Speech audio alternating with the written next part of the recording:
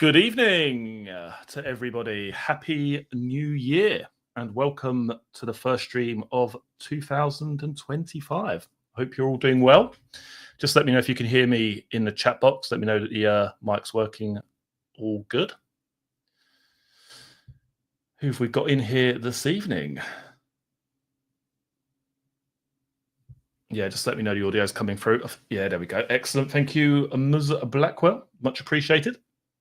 Hope you've all had a wonderful New Year's Eve and New Year's Day. I've had a bit of a nightmare, to be perfectly honest, because earlier today I drove back and was stuck on the motorway for the best part of 4 hours. So, yeah, and it's not really at the ideal time because this evening we've got the case of Child E, and this will probably, if I can stick it out, that is, it will probably be the longest one that we've done so far. But obviously that's dependent on whether I can keep my eyes awake or open even. Good start. But we'll see how we go. If it becomes too much, then we'll just have to split this into 2 parts. But I'll just take it nice and slowly. We'll try and get through it.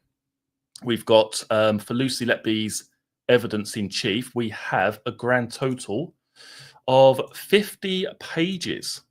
And then moving on to the cross-examination, we have a grand total of 94 pages. So 144, if my maths is correct, which is probably the best part of 20 or 30, maybe even 40 more than what we usually do. But we'll see how we go. As I say, if it becomes too much, then we will just simply split this into 2 parts. Also, don't forget tomorrow, we have the members stream, which will be taking place. If you wish to become a member of the channel to join that, you can find out how to do that down in the video description box below. I'll just say hello to a few of you before we kick off this evening. Lenny Russell, the legend as always, holding the fort. Thanks for joining us this evening. Much appreciated. We've got Ms. Blackwell. We've got, who else have we got here? Susie M. We've got Michelle, Julian Chamberlain, Brenda Wilkinson, Lucy Blue, the legend. We've got Amy White and Lucy Blue. Look at that. Ginger Red, beautifully fractured. Welcome to you. Leanne Eaton, Anne McGee. We've also got a bit of Pokam. Michelle, I've already said hello to you. Lindsay H, welcome to you. Totem Crow, thank you for joining us this evening. And the legend that is David Zimmerman. Welcome to you as well. Stuart Kelly, welcome to you. Let's make sure I try not to miss anyone out. We've got Frankly McShankly. How about that? Have some of that. Right, I think that's pretty much everyone. Oh no, Cosmic Kitten, welcome to you. Thanks for joining us again. And as I said on the last stream, it's really great to see there's so many people, so many familiar faces every time this stream starts. There's the same names waiting for the stream to start. It's great to build that kind of community around these live streams. So I can only thank you for continuing to watch each and every night. Tonight, it will be the same, pretty much the same format as always. We're taking a look at a specific case. On this occasion, it'll be the case of baby E or child E. And what we do is we look at Lucy Letby's evidence in chief, which is her defense, where she's asked questions by her own barrister, Benjamin Myers Casey. And then we move over to look at how she answered questions when she was cross-examined on the exact same case. So you get half defense, half prosecution. And as per usual, what you're about to see in front of you here are official court transcripts from the trial itself, paid for by myself and the channel. And if you do wish to support the work that I do and the channel in general, you can find out how to do that down in the video description box below. All help is greatly appreciated. Right then, a few more minutes and we will start this evening's proceedings. Killer Hills, welcome to you. It's absolutely freezing, isn't it? It's freezing here as well. Absolutely freezing. And don't forget to hit the like button. I always forget to say that. And as always, thanks again to Lenny Russell for holding the fort this evening. Greatly appreciated. But we'll see how we go. Like I say, we'll take it slow.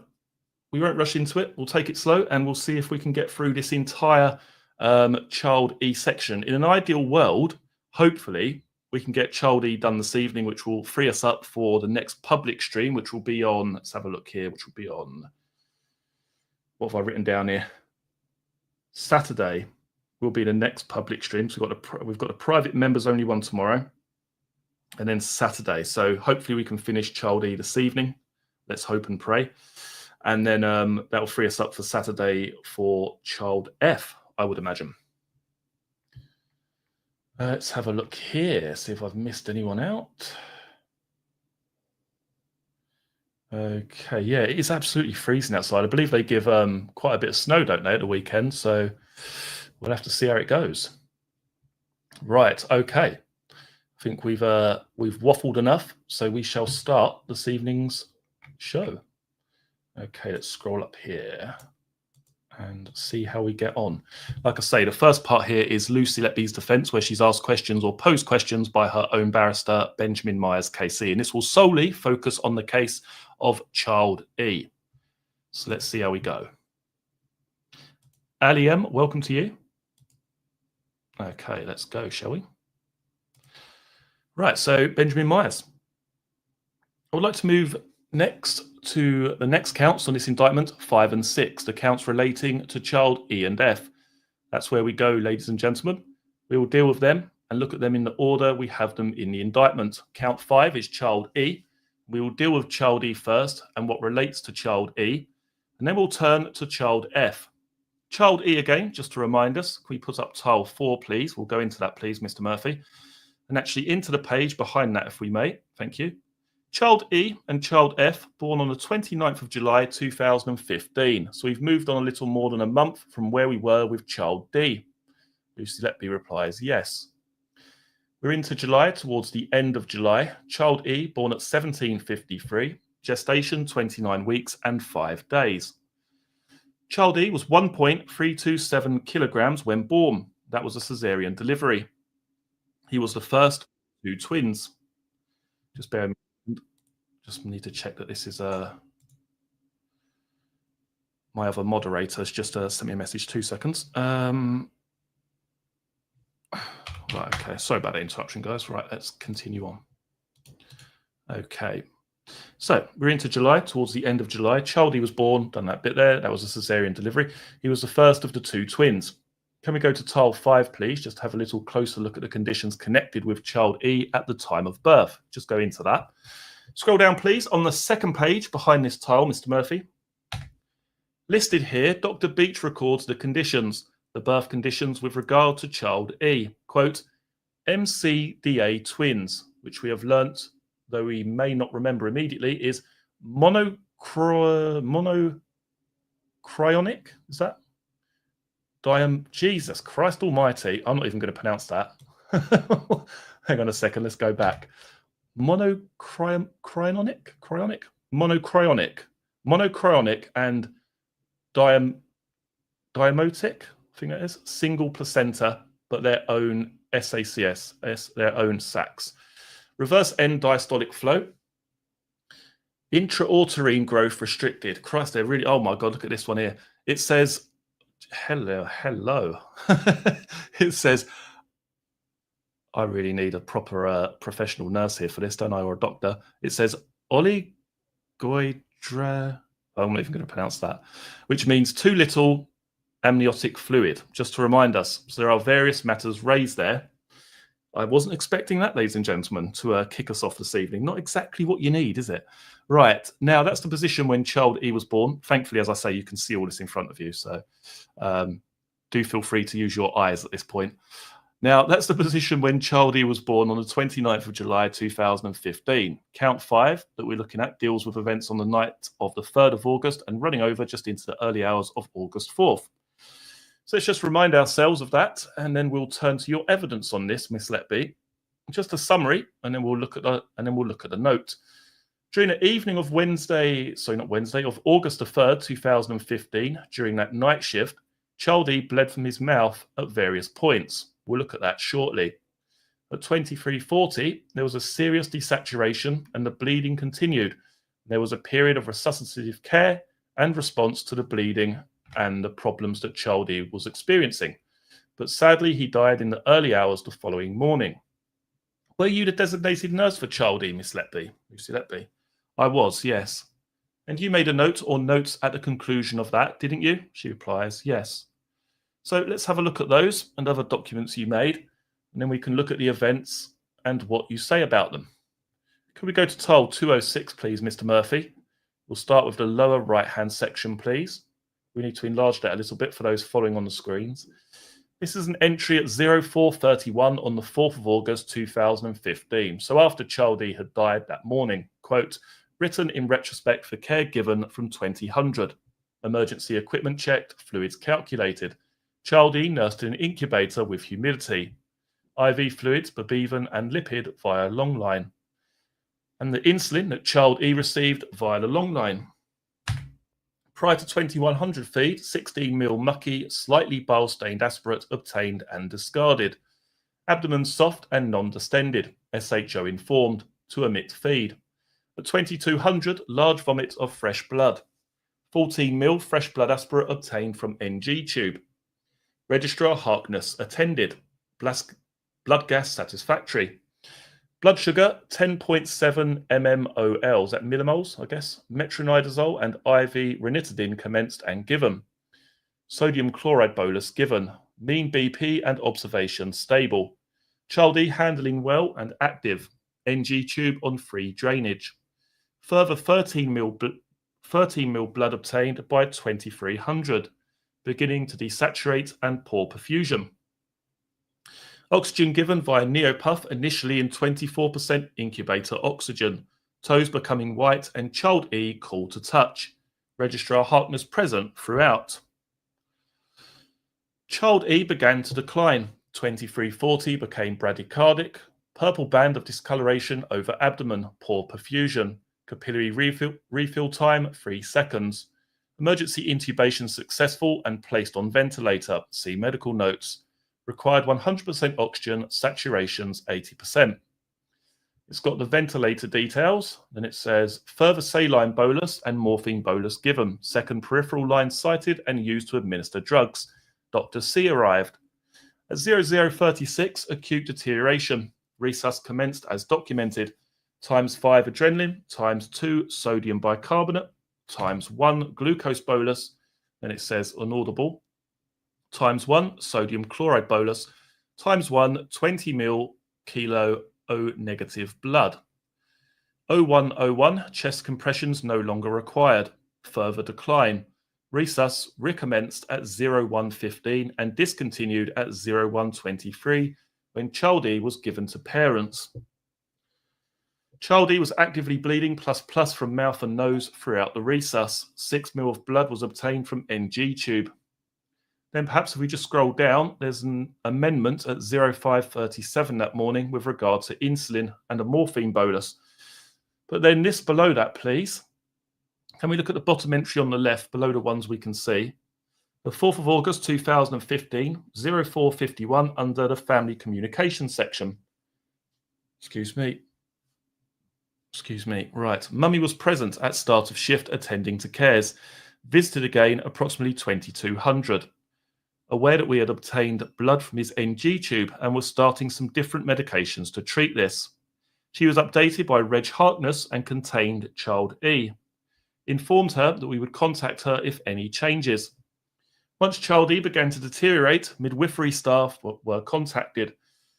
Pausing there, I'd like to keep the note open and go to the fluid chart just to ask you about that, please, Miss Letby. The fluid chart, I'm going to ask if we can look at it in paper, ladies and gentlemen, because then we can compare some numbers. So we'll leave this on the screen if we may. The fluid chart is in jury bundle 2, and you'll find it behind divider 5, ladies and gentlemen. The one we need to go to has got the red reference J2720 in the bottom right corner, and it might be the last piece of paper in that section, actually behind divider 5. And then Lucy Letby. Would it be possible to have another iPad? This one's gone off. So then we have Mr. Myers. As we look at this chart, I wonder, Mr. Murphy, if we could go back to the first page of the notes. If we scroll up, it's the lower right-hand section of the page where we started on the screens. We'll go over this in some detail as we go along, Miss Letby. But before we do, let me just look at some of the figures we have here. Can you see the paper chart in jury bundle 2? Lucy Letby replies, I've got it on the iPad. All right, you've got that. If anyone is following it on the iPad and flitting between the two, it's tile 38. And if you want to flit between the two, but it might be easier to have one on paper and one on the iPad. If we look on the paper chart, can you assist us? If you look at 2100 on the right-hand side, can you see that? Lucy replies, yes. We've looked at this a few times, so you know where to go. What does the entry for 2100 contain? I'm looking in the lower part of the chart, up from the initials and the 5 or 6 rows above it. Tell us what that has in it. Lucy replies, this is in relation to feeds, enteral feeds. So it says omitted in the box, which means that the milk feed was not given. And below that is the aspirate that was obtained at that time. Mr. Myers, right, what's the aspirate that was obtained? Lucy replies, 16 mil mucky. Is that what's written? Is that what's written in on the chart in the paper? She replies, yes. Whose initials are they at the bottom? Lucy replies, mine. If we look across at your note on the screen, can you tell us if that appears in the note? Lucy replies, yes. What does it say in the note? Lucy replies, 16 mil mucky, slightly bile-stained aspirate. Mr. Myers, before that it says prior to 2100 feed. Yes. So those two things refer to the same thing. Is that right? Lucy replies, the aspirate was obtained prior to giving the milk feed, and the feed was omitted as a result of the aspirate. Mr. Myers, if you look on in the note, the next item in the note after it says aspirate was obtained and discarded. It says abdomen soft and non-distended, SHO informed to omit feed. Then at 2200, large vomit of fresh blood, 14 mil fresh blood aspirate obtained from NG tube. That's what it says in the note. Can you go across to the fluid chart and tell us what we have on there for 2200? Lucy replies, so for 2200, we have a 15 mil aspirate of fresh blood. Right, so we've got at 2200 coming down, 15 mil aspirate fresh blood. Yes? Lucy replies, yes. Can we all see that, ladies and gentlemen? Do you know whose the initials are at the bottom of that? Lucy replies, Belinda Simcock. Pausing there. That says 15 mil fresh blood on the chart, doesn't it? Yes. Looking in the note, it says 14 mil fresh blood. Yes. What's the explanation for that discrepancy, if that's what it is? Lucy replies, that's an error on typing. I believe what we've written on the paper chart would be the most accurate reflection.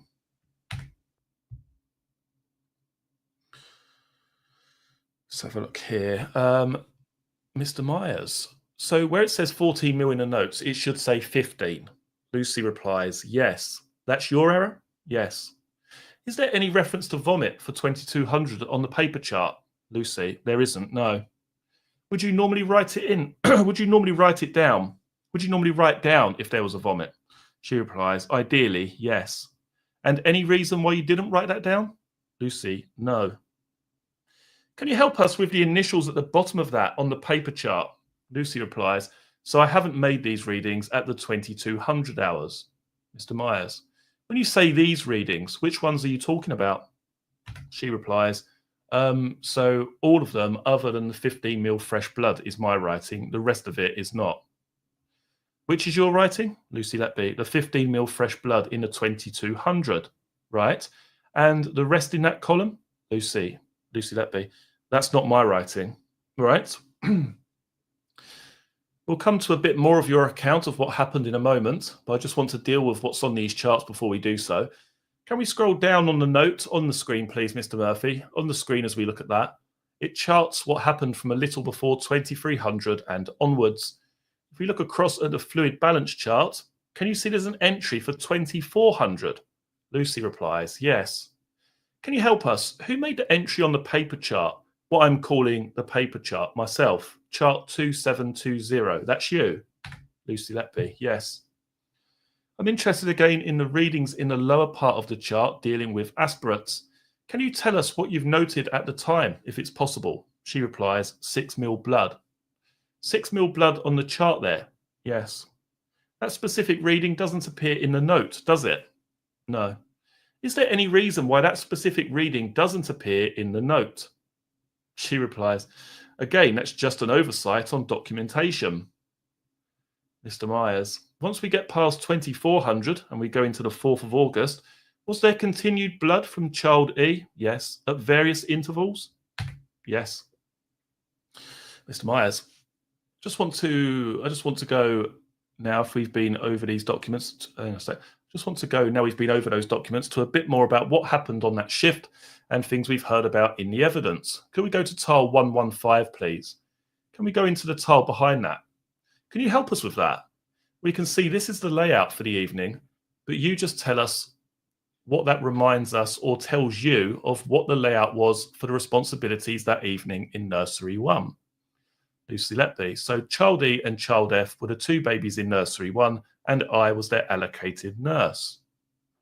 Did you remain a nurse caring for child E and F throughout the whole of the shift? She replies, no. Did that change? Yes, so as child E's needs increased, Belinda Simcock took over the care of child F. Right, that's Belinda Williamson now. She replies, yes. Belinda Simcock is in the nursery with CE. Was Belinda Simcock a band 6? Lucy replies, yes. She took over with child F, you say, as the evening went on. Lucy Letby, she did, yes, and she assisted me with child E. Right? Are you able to tell us who those initials were on the chart at 2400? She replies, that's Belinda Simcock. As she was then, she replies, yes. I want to ask you a little more about what we've seen on that paper chart, the fluid chart. We might have it in front of us, ladies and gentlemen, in paper, or if it's not there, I'm going to ask Mr. Murphy if he could put up tile 38 on the screen, excuse me, so we can see it there, if that helps. Just go into that if we can. It's the bottom right-hand corner we're looking at in particular, Mr. Murphy. 2 seconds. That's better. We've seen from your notes, Miss Letby, that child E was due a feed at 2100. Lucy Letby, yes. Did he get a feed? She replies, no. So talk us through, assisted by this, what happened and what leads us to the entry 16 mil mucky. Lucy Letby. So prior to any nasogastric feed, we would aspirate the NG tube to test the position of the tube.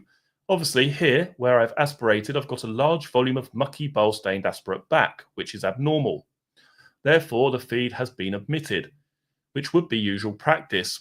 You would not feed a baby that's had a large aspirate that's mucky. Mr. Myers. Looking at his chart, did he receive no other feeds during that evening? She replies, not by me, no. And not recorded here? Lucy replies, no. Having obtained an aspirate like that, did you do anything with it as a result of that? She replies, yes, so I believe I showed it to Belinda Simcock and we informed the SHO. Why would you have shown it to Belinda Simcock?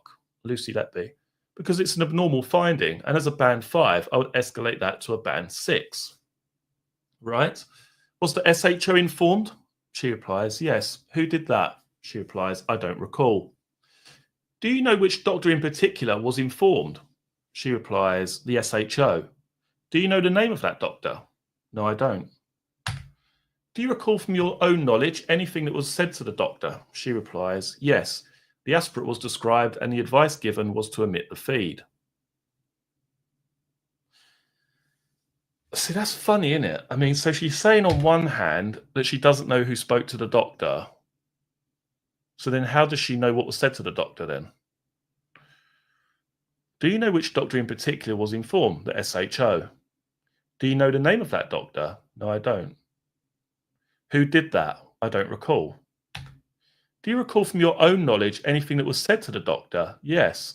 The aspirate was described and the advice given was to omit the feed. Was it described by you, do you mean? She replies, I don't recall who spoke to the doctor. Do you know in what way the doctor was informed? By which I mean by someone personally or no, telephone. Telephone, I believe. By telephone, you believe. When you say you believe, is that because you remember it or because it's what you think? Help us with that. Lucy Letby. No, I do have recollection that we telephoned using the phone in nursery 1, but I couldn't say if that was me or Belinda. Did a doctor come to visit as a result of being informed about the mucky aspirate? She replies, no. Right, stop there for a minute. Right, okay. Let's just catch up with a chat very briefly.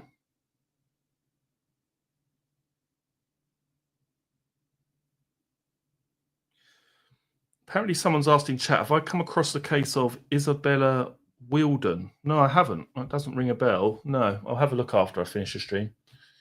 Let's just catch up. Oh, Potter, the old Potter. Potter64 has sneaked in through the back door. Welcome to you. Glad you could join us this evening. The Nation State, welcome to you. Thank you for joining us. Multi-Seti, welcome. Plumber Boy. Next Essex Boys one. There may be a members live stream, which won't be this week, but will be next week, which will be an Essex Boys one. Or I might do an Essex Boys public one. I haven't decided yet, but there's definitely one coming next week. So do keep your eyes peeled, as they say. Okay, let's have a look here. Oh, here he is. He's turned up, the old stamper, the old stampinator. He's arrived at long last. Welcome to Mr. Terry Stamper. Misbehave, welcome to you. Thanks for joining us this evening. JB, welcome to you. And like I say, this could be a very long stream. And it didn't start out in the best of ways, did it? With me having to narrate those absolutely horrendous words, which I've never seen before. Jill Pendleton, welcome to you. Thanks for joining us this evening. A Cornish lass, welcome to you. Hello. Oh, there's always one in there. Tio Man 200, welcome to you. And yes, hello there. Essex True Crime, welcome to you. Thanks for joining us this evening. Great to see you in the chat, as always. Jackie Bannister. Hi, all will be listening to this in full later. Joining us very soon. Yes, you're more than welcome, Jackie. Anytime. Thank you very much for tuning in, and do enjoy it if you check out the live replay later on, or the replay, I should say. Right, let's get back to it, shall we? Fiona Hamilton, welcome to you. Potter, it was a disgrace. I can't even. I might just have to go back there just to revisit the hell that was that befallen me. Let's have a look here. What was it like? Slide 2. It was literally straight in with it. I'm not even going to attempt it. So first of all, we had monocryonic, diamond. Oh, I'm not even going to attempt that one. That one went quiet. And then this one, oligohyd. No, I'm not even there. No. It's giving me PTSD. Let's carry on. Page 18. I can't even look at that. It's giving me the chills. Right, let's carry on. Where were we? Is that where we were, or was it the one before? Did a doctor come to the unit as a result of being informed about the mucky aspirate? And I haven't actually got rid of that comment. 2 seconds, so I can see what I'm doing. Does always help. There we go. Okay. Right, it was this one, wasn't it? Telephone. Did a doctor come to the unit as a result of being informed about the mucky aspirate? Lucy replies, no. You may have said this, but I want to be clear. Was there any advice given or conduct or course to be taken given to you or Belinda by the doctor? She replies, yes, to omit that feed. Mr. Myers, did a doctor attend at any point as we carry on that evening? She replies, yes, later on when I got the fresh blood. What time are you talking about when you say later on when I got the fresh blood? Lucy Letby, 2200. Are you saying a doctor did attend then? She replies, the registrar came, yes. Do you remember which registrar that was? She replies, Dr. Harkness. In a note where you're dealing with 2200, you describe a vomit of fresh blood, quote, 14 ml of fresh blood aspirate obtained from NG tube. And you go on to say directly, Registrar Harkness attended. It's 2200. Why do you pick the time 2200 as the time Registrar Harkness attended? Lucy Letby, because that's when the fresh blood was noted. Can you be precise about the exact time David Harkness came onto the unit? She replies, no. Do you know whether he came onto the unit for any reason other than concerns about fresh blood with child E? She replies, I don't recall. Did he come to the unit just for child E? Or was he there for any other reason from what you know? I'm not asking you to guess. She replies, I'm not sure. Mr. Myers, 2 seconds. There we go. Just have a sip of the old green tea, try and soothe the vocal cords. 2 seconds.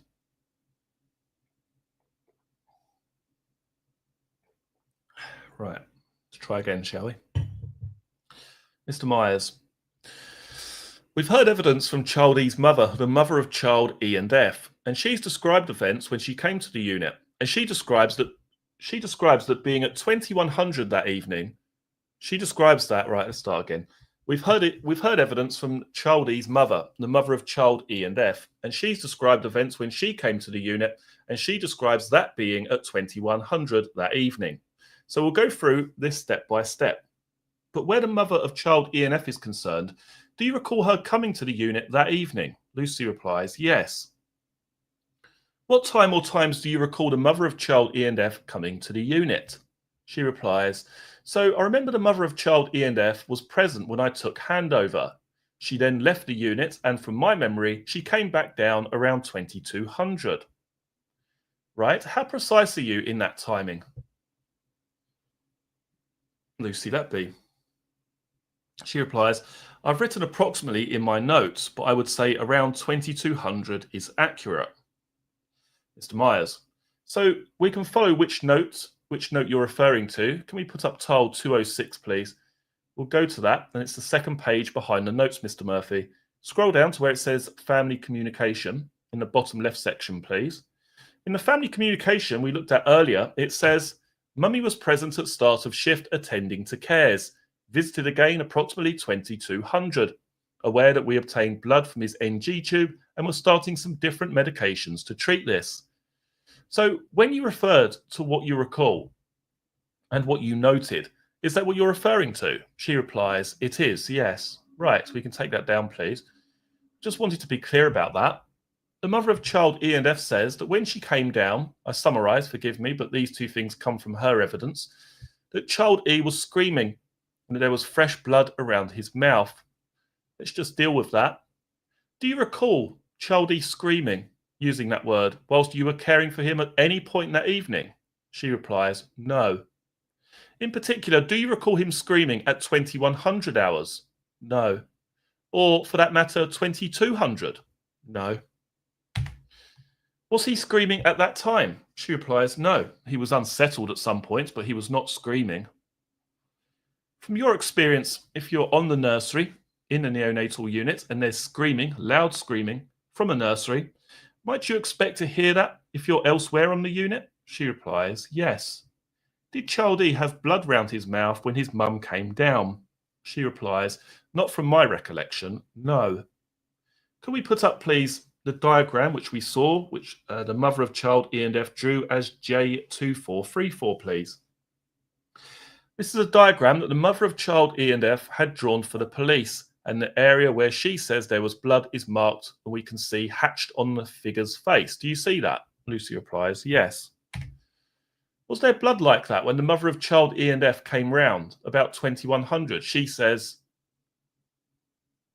when she came down round about 2100, she says, 2200 you say. She replies, not that I recall, no.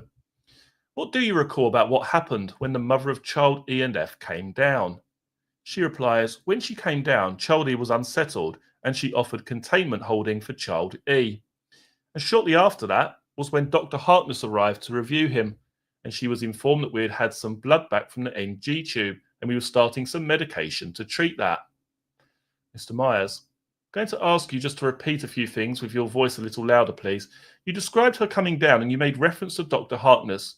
Could you repeat what you were saying about that, please? Lucy Letby. Dr. Harkness was there when the mother of child E and F came down, and she was updated by Dr. Harkness about the blood that we found and the medications that we were then starting to treat that. Do you recall why she had come down? Lucy replies, I don't recall specifically, no. Did she have anything with her when she came down to the neonatal unit? Lucy Letby. I think she had brought breast milk down. Mr. Myers. Expressed breast milk? Yes. Do you recall any conversation about a tube irritating child E or his throat? Lucy Letby. No, I don't. No. Did you or anybody send the mother of child E and F away? In other words, tell her to go? She replies, no, that's not something we would do on the unit. Parents are welcome 24/7. From your recollection, was there blood on Child E's mouth around 2100? She replies, no. There were various descriptions given of the blood in evidence. I'm not going to go through all of those. I don't need to. But that's the question I want to ask you. Was there blood of any description around his mouth at 2100? Lucy replies, no. What time do you say there would have been? What time do you say there would have first been blood in association with Child E that evening? Lucy Letby, 2200. 2200. Which nursery was this in? She replies, nursery 1. How common is it for nurses who don't have a baby in nursery 1 to come into nursery 1? She replies, very common. It's where a lot of the medications are kept and a lot of equipment is kept. Mr. Myers. I just want to, we'll have a break shortly with his lordship's leave, but I'd just like to look in the neonatal review, please, for Child E at page 2, line 33. For those of us with paper copies, can we look down at page 2? It's just the last couple of lines. I'll be grateful we go to line 33. In fact, we can see that there. We've been looking at what the mother of Child E and F said took place at about 2100 hours. Do you recall if you were looking after both twins that evening? She replies, I was, yes. Both in nursery 1? Yes. What's happening at 2113 in nursery 1? Can you help us with that? She replies, myself and Caroline Oakley are giving medication to Child F. Right. If we go over the page, please, to page 3, lines 34, 35, 2113, what's happening then? I'll say this part again. If we go over the page, please, to page 3, lines 34, 35, at 2113, what's happening then? She replies, this is a continuation of medication being given to Child F by myself and Caroline Oakley. In the same nursery as Child E? Lucy replies, yes. Did Caroline Oakley make any comment about blood on Child E's face? Lucy replies, no. Or Child E screaming or anything like that at this point? She replies, no. Or any active bleed ongoing? She replies, no. Thank you, Mr. Murphy, for getting us there. My lord, I wonder if that's time we could take or stop for a short break. Right, okay, we will have a quick break there ourselves and catch up with the chat. Gabby, welcome to you. Thanks for joining us this evening. Breather, welcome to you. Right, so we're up to page 28 now, so we're getting there slowly but surely. Lucy Blue, is Let Be allowed visitors in Bronzefield? I'd imagine so, but I don't know what the schedule is or what they're allowed exactly. But I would imagine she's allowed, some level of visitation. You would expect, or you would have thought.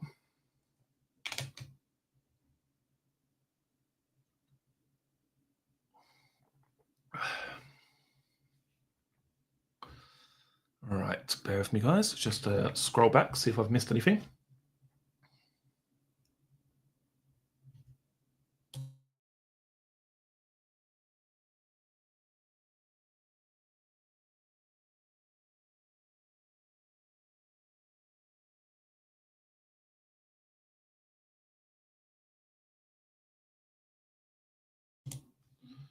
Okay.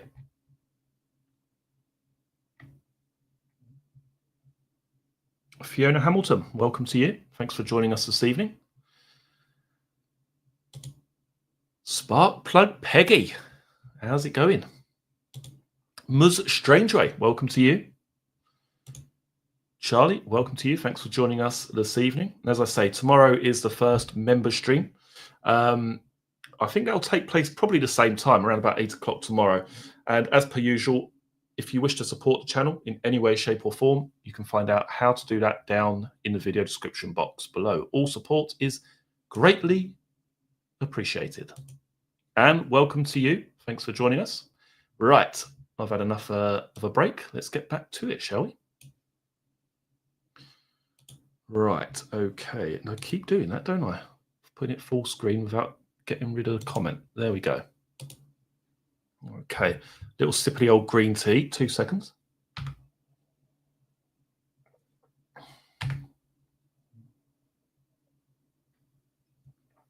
Okay, so we're on 28 here.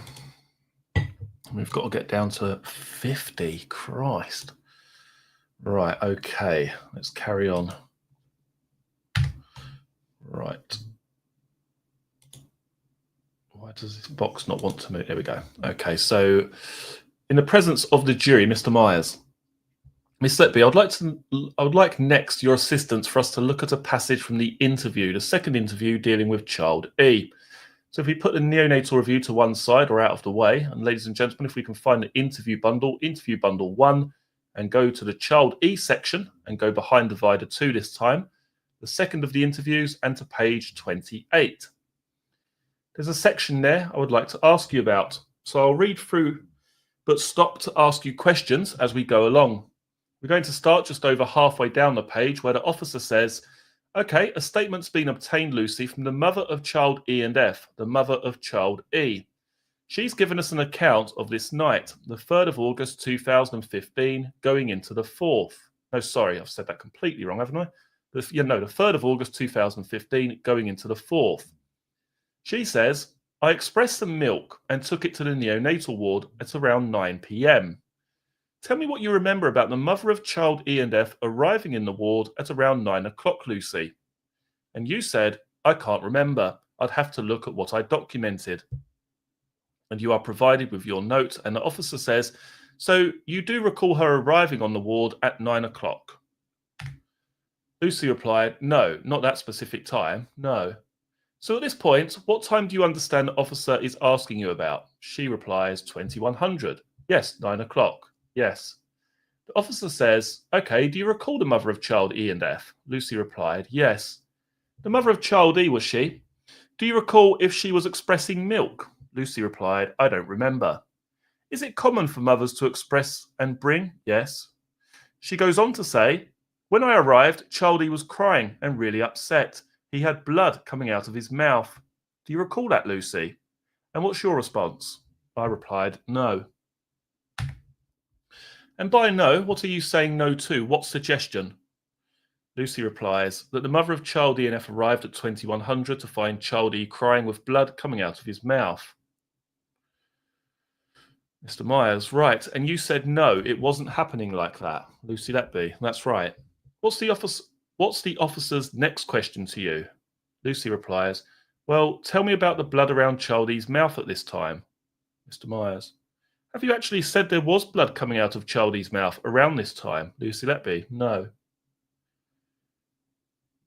You say, I can't remember what time specifically I saw blood or didn't see blood. I don't remember it. The officer says, okay, so from your notes in your previous interview, you commented that child E had a large amount of fresh blood at 10 o'clock on August 3rd. I'll give you a copy if you just have a look at your notes there, Lucy. Lucy replied, yeah. Can you see there at 10 o'clock that you discussed in your first interview? Then we've got Mr. Justice Goss jumps in and says, it does actually say vomit, not a large amount of blood, a large vomit. Mr. Myers, sorry, a large vomit of fresh blood. Thank you, my lord. Question from the police officer. I'll give you a copy if you just have a look at your notes there, Lucy. Lucy replied, yeah. And the officer again, can you see there at 10 o'clock you discussed in your first interview and you put that mum is visiting again at 10 o'clock? Lucy replied, yeah. Just make sure I've read that correctly. Can you see there at 10 o'clock that you discussed in your first interview and you put that mum is visiting again at 10 o'clock? Lucy replied, yeah. The officer, you can see that where you have documented, you can see that where you have documented that in your notes. She replies, yeah. Do you recall the mother of child E and F visiting now that you have had a chance to look at your notes? Lucy replies, yeah, I remember she came down. And then Mr. Myers, just to be clear, were you at any point accepting that the mother of child E had, were you at any point accepting that child E had blood in his mouth when the mother of child E and F came down? Lucy replied, no. Go over the page. You're asked to give details so far as you can remember of what happened when the mother of child E and F came down. That's what we have for the large part of that page. But I want to go down and pick up the questioning where the officer says, just confirm the time that you've put down there, Lucy, for us that's happened. This is when you've updated the registrar. You say 2200. Lucy replied, yes, or okay. Do you recall, Lucy, when the mother of child E and F attended the ward that child E had blood on him? And what's your answer? She replied, No, I don't remember. Yes, in particular, have you agreed at any point that he had blood on him at 2100? Lucy Letby. No. Have you ever suggested he had blood on him at 2100? She replies, no. The officer says, do you have any recollection of the mother of child E and F arriving and seeing child E, her son, crying and being really upset? Lucy replied, I can't remember what child E was like when she visited.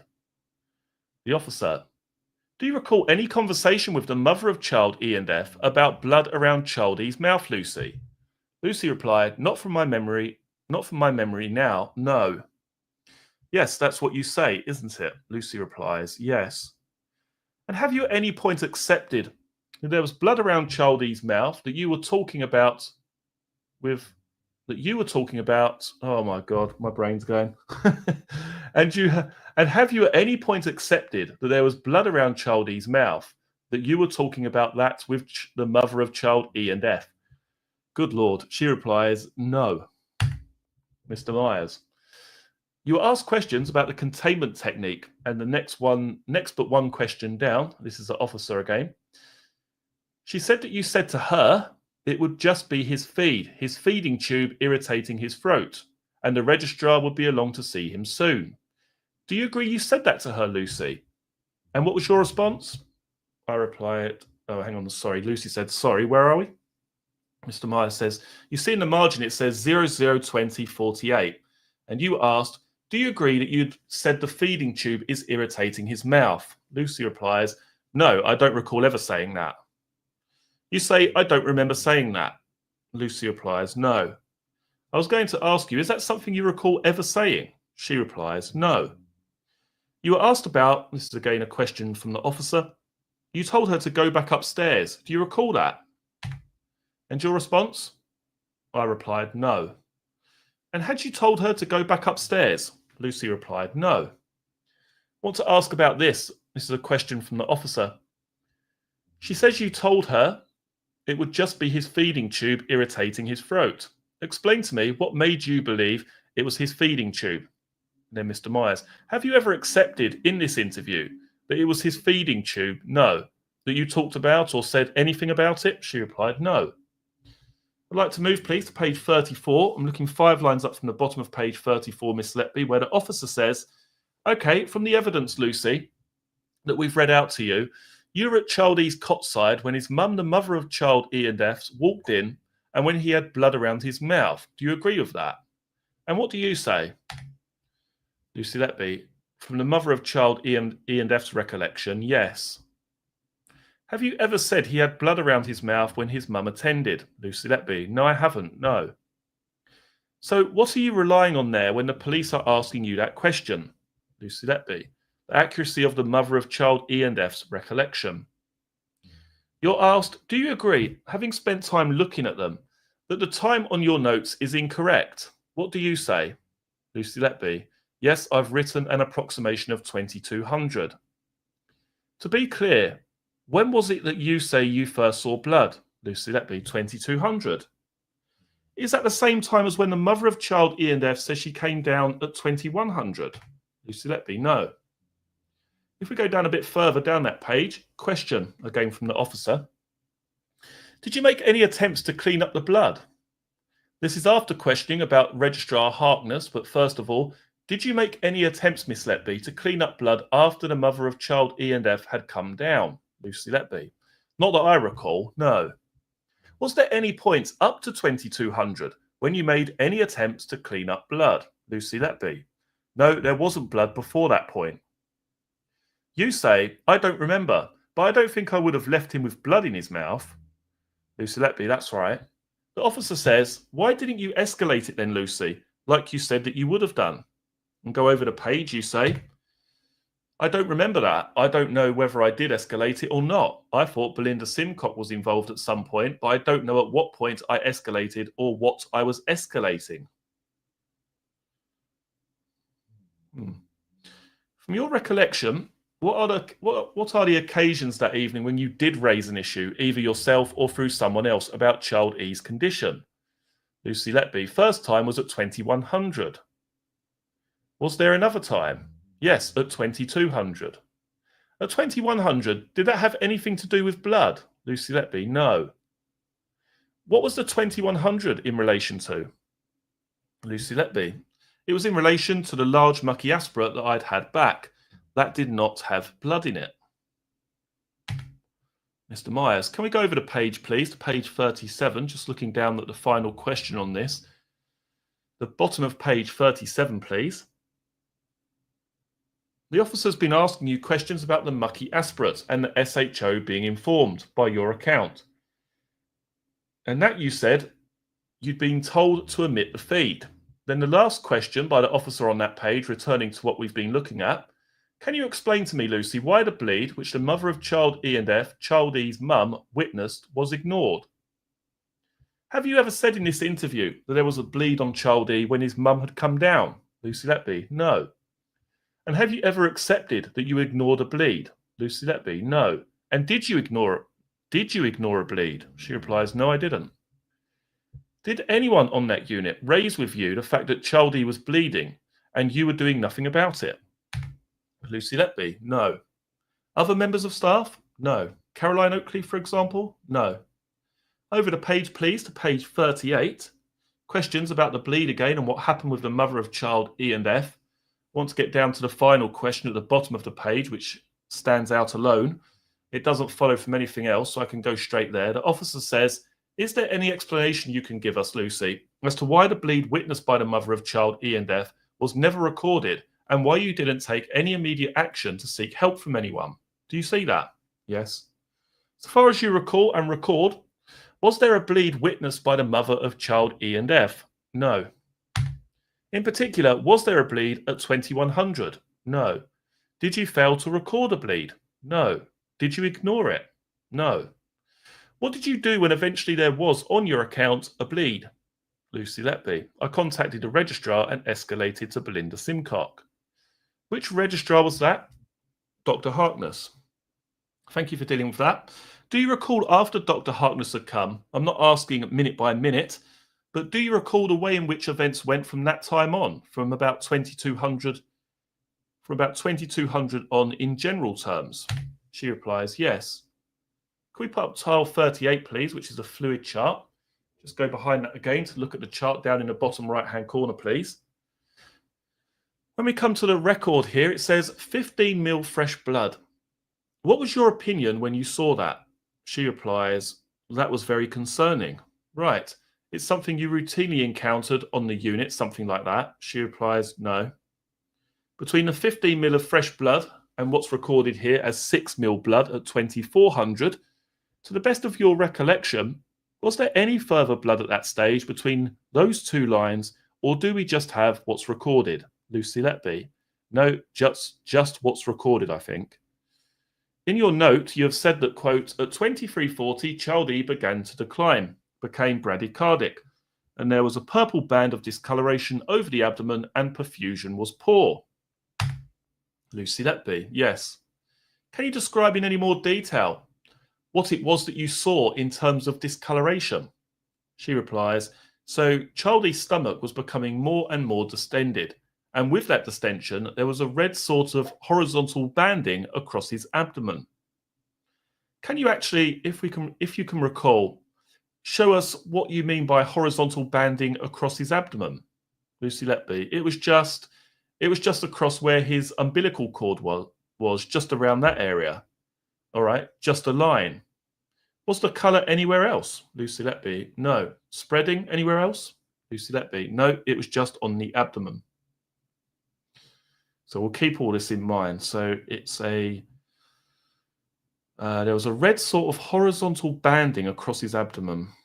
It was just across where his umbilical cord was, just around that area, just a line. Was the colour anywhere else? No. Spreading anywhere else? No, it was just on the abdomen.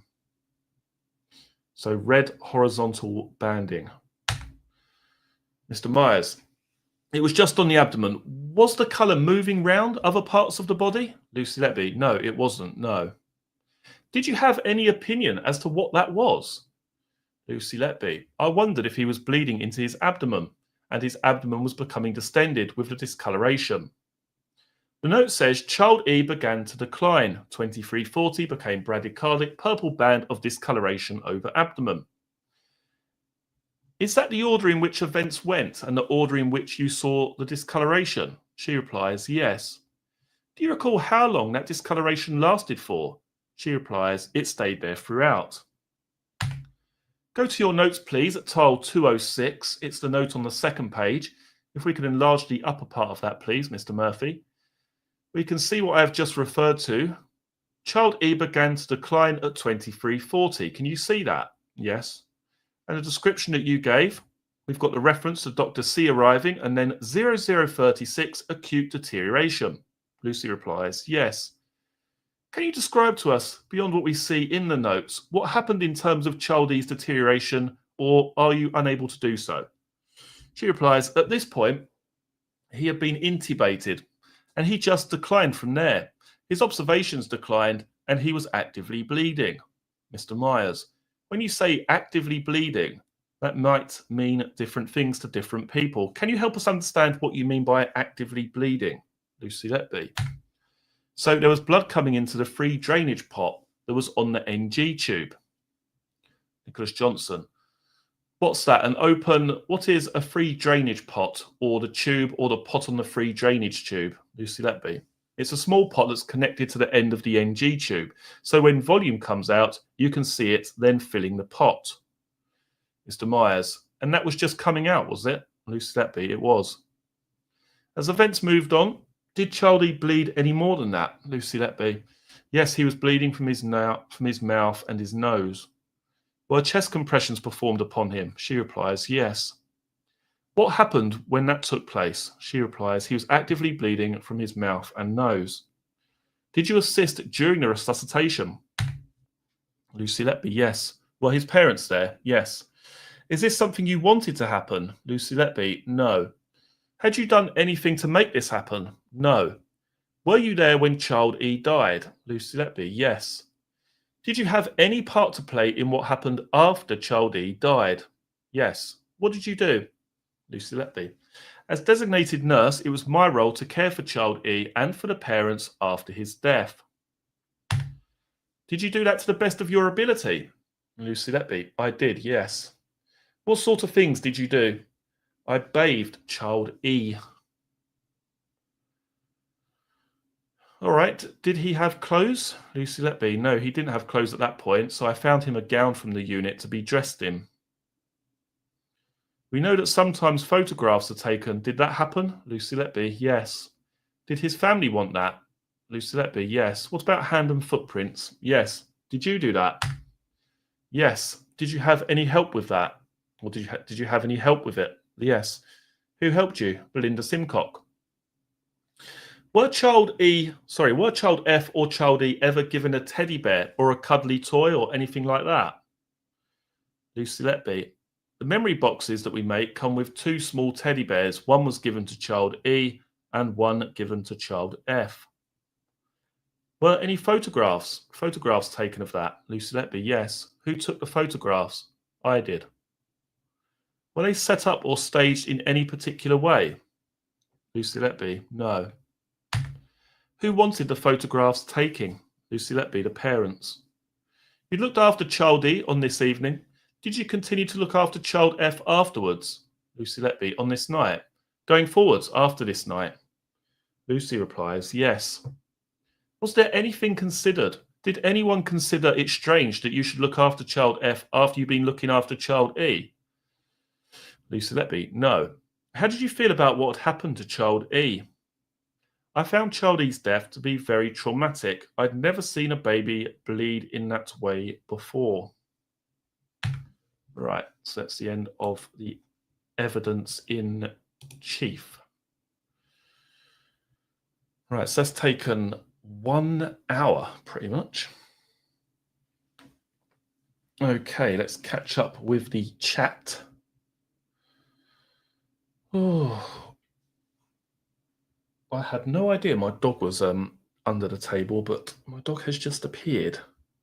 But it's probably because I've got my earphones in and I've got noise cancellation, so I can't hear if she's snoring, which is always a bonus. Right, so we've still got the cross-examination to go, which is a monumental 94 pages. Now, let's just have a few minutes rest for a second and then decide if I'm going to tackle this or whether I'm going to say, no, I've had a bloody enough. David Zimmerman, thank you so much for the £3 donation. Greatly appreciated as always, my good man. What else have we got here? Laura Mack with the $4.99 super stickeroonie. Thank you very much. Greatly appreciated. And Kaz49. Thank you as always, Kaz, for your continued support. Greatly appreciated. Thank you guys. Much appreciated. Right, so now we decide whether we actually tackle this 90 pages or whether I cry off and go to bed. But I think I'm gonna give it a go. I think we need to try and get this out of the way, try and get this cross-examination done, I think. Thanks, David. Much appreciated. Thank you very much for that donation. Greatly appreciated. I think we're going to have to go for it, aren't we? I think we're going to have to go for it. It is a whopping, as I say, 94 pages. Let me just have a quick sip of the old green tea to boost morale. Penguin Mama, welcome to you. I mean, I thought it was going to be a lot worse than this, to be honest, like with how tired I felt. Bearing in mind, I forgot to tell you this. So not only did I get stuck on the motorway for 4 hours, but then I got home and I thought, right, okay, let's put out, you know, the announcement for the live stream this evening. And I thought, right, I'll get all the bits ready. Then I thought to myself, I haven't done Lucy Letby's cross-examination. I haven't color-coded it. I haven't spaced it out. So I literally had to do 94 pages between the time I got home and about 45 minutes before the stream. So I literally thought I will probably get an hour done and then I'll be just completely done with it. But I think we can carry on. I reckon we got this. We can carry on. If I start, we're going for it. We're going for the full 90 pages. You make yourself a cup of tea. I could probably do with a new green tea, to be perfectly honest. I've got a hot glass of lime juice, which is a little bit strange, but it tastes rather good. And a glass of green tea, or a cup of green tea, I should say.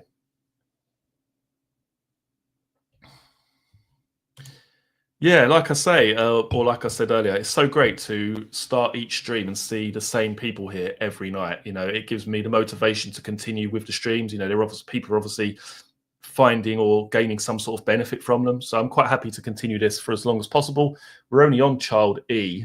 And the idea really was to sort of carry on with one case per night. So like I say, there's no real point in me stopping now while we've still got the cross-examination to go, or even getting 45 pages in. You know, I'm either committing to it and getting it done, which we will do, or running away. But let's choose the first option, I think. Right, okay. Right, let's have a quick sip of the lime juice. And, you know, we don't have to rush this. We'll just go through a few pages at a time and we'll just get it done to the best of my ability.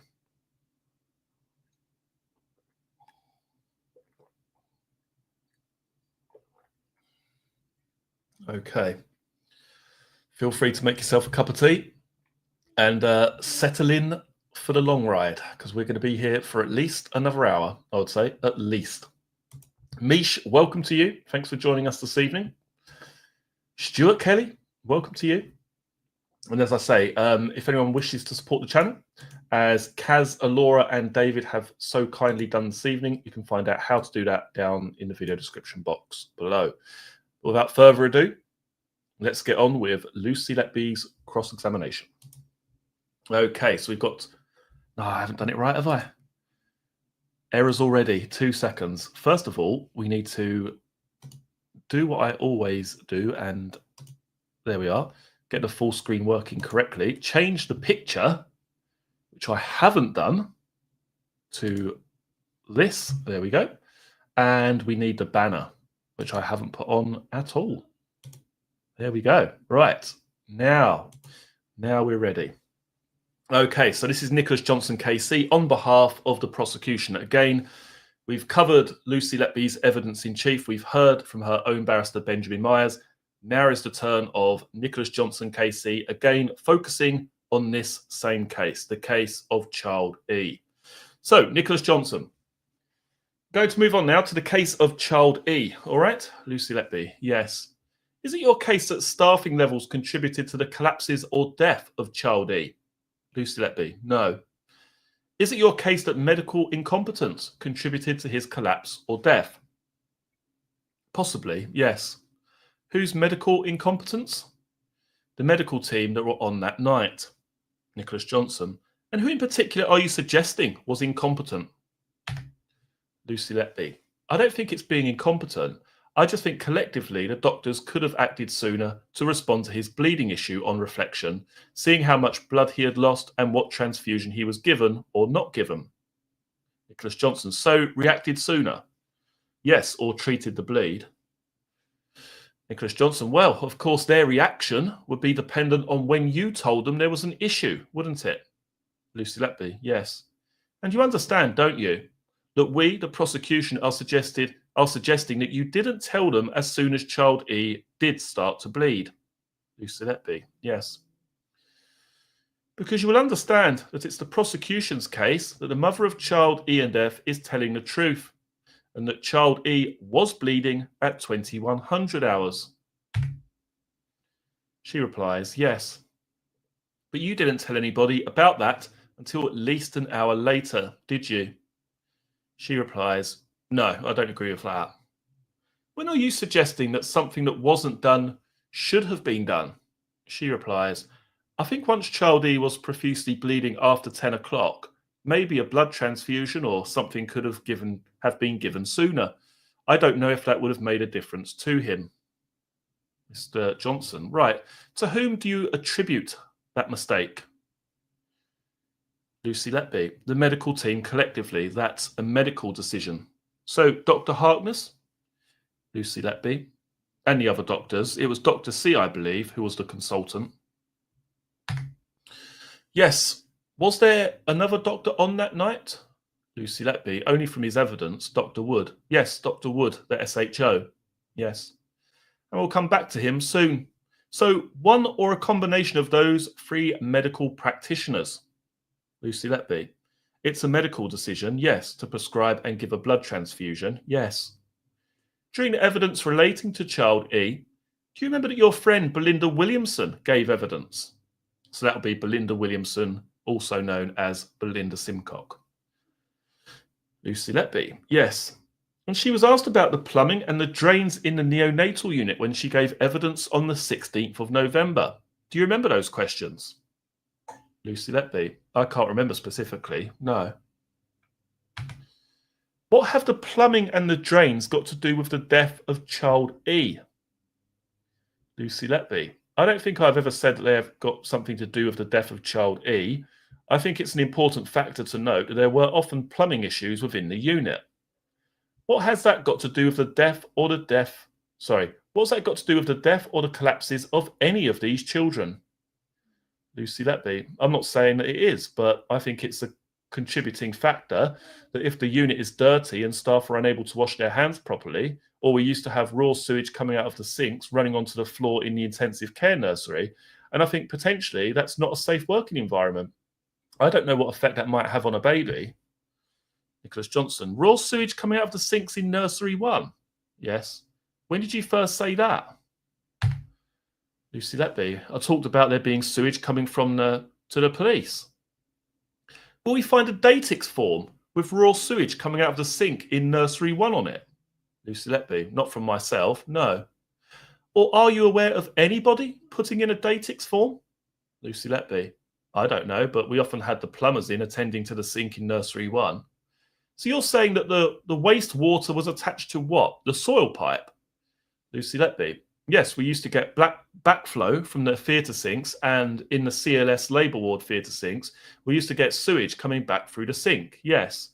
But you never filled in a Datix form. Lucy Letby, not personally, no. No. You did fill in a Datix form relating to the death of Child E, though, didn't you? Lucy Letby, yes. Just like to have a look at that, please. It's tile 218. We'll click on it, please, Mr. Murphy. Just so that we understand, under what circumstances do you, and I'm talking about from your personal perspective now, under what circumstances do you fill in one of these forms? Lucy Letby. A datix is completed as standard procedure if there's any death on the unit, and then it's there for any other issues that I myself might want to raise that needs looking into. So any concerns I might have or anything that's gone against policy, anything that I think needs escalating to be reviewed by senior staff. You filled in this form, did you? Lucy Letby. I don't remember from memory, but I'm assuming this is. All right, I can't. Nicholas Johnson. As we've said many times, it isn't a memory test. Does the person who fills the form in effect, digitally sign it? Lucy Letby. Yes. And I think we'll see that on, let's go to page 2 if we could please, about a third of the way down. That's it. So we see instant reporter there, don't we? Yes, so I filled in the form. Okay. And is there some way of knowing when this form was filled in? She replies, I think at the very top of the form, I think there's a date and a time if I'm correct. I'm not. Okay, if Mr. Murphy would oblige, please. So there it was, submitted on the 4th at 05:53. Nicholas Johnson. So that's you opening it. Is that right? She replies, that's the time the form is submitted. So that's when it was filled. Sorry, that was when it was filed and saved. Nicholas Johnson. So this is an electronic process. Is that right? She replies, yes. And do you have to put in your personal PIN number or something to access the blank form? She replies, yes. Just as we scroll down it, would you tell us which bits you filled in? So the ID and the name and the reference, are they? Lucy replies, no, that's automatically generated by the computer. Even the name? Lucy replies, sorry, yes, because it's part of the Meditex system. Nicholas Johnson. So what, you log into Childee's individual case, is that right? Yes. And this list of data that we see there self-populates. Lucy replies, from memory, I think so, yes. All right, so we go to location, which is the second section. Is that self-populated as well? She replies, I think it's something I would fill in. It's a drop-down box that you have to select from. Nicholas Johnson, the coding section next. Yes, that's me. Well, not the bottom 2, but the first 4 lines. So clinical incident, neonatal unit. It says pick list. Is that where you're hitting a drop-down menu? Lucy replies, yes. The subcategory we see this has got nothing to do with the result of staffing levels. No. Which is your selection? Lucy replies, yes. Risk grading, is that what you put in? Lucy replies, no, I'm not sure about that. It says no harm caused, doesn't it? Yes. Which certainly doesn't make sense in the context of what we see in the next section. So details, incident date, selected by you. Yes. The time of the incident, selected by you. Yes. The fact that it's an unexpected death following a GI bleed, full resus, unsuccessful. And then you have inserted the time of death. Is that right? Lucy replies, yes. Actions taken and report to NRLS. Is that done by you? Lucy replies, no, the last input I have there is the action taken, those bottom 2 rows. They're not entered by me. I'm not sure what they stand for. Nicholas Johnson, I think RIDDOR is something to do with the Health and Safety at Work Act, but we don't need to worry about that in the context of this case. If we scroll down, please, the next section is completed by you. Lucy Letby, yes. The duty of candor, yes. Then the instant investigation. Quote, please use this field to document all updates in relation to this investigation. That has somebody else's name against it. Lucy Letby, yes. Is that anything to do with you? She replies, no. So patient details, plainly you. Yes, I'm not sure if they are automatically generated or if I've put those in, but yes. The next section, please. Instant reporter, you, yes. Excuse me. Then we have linked claims.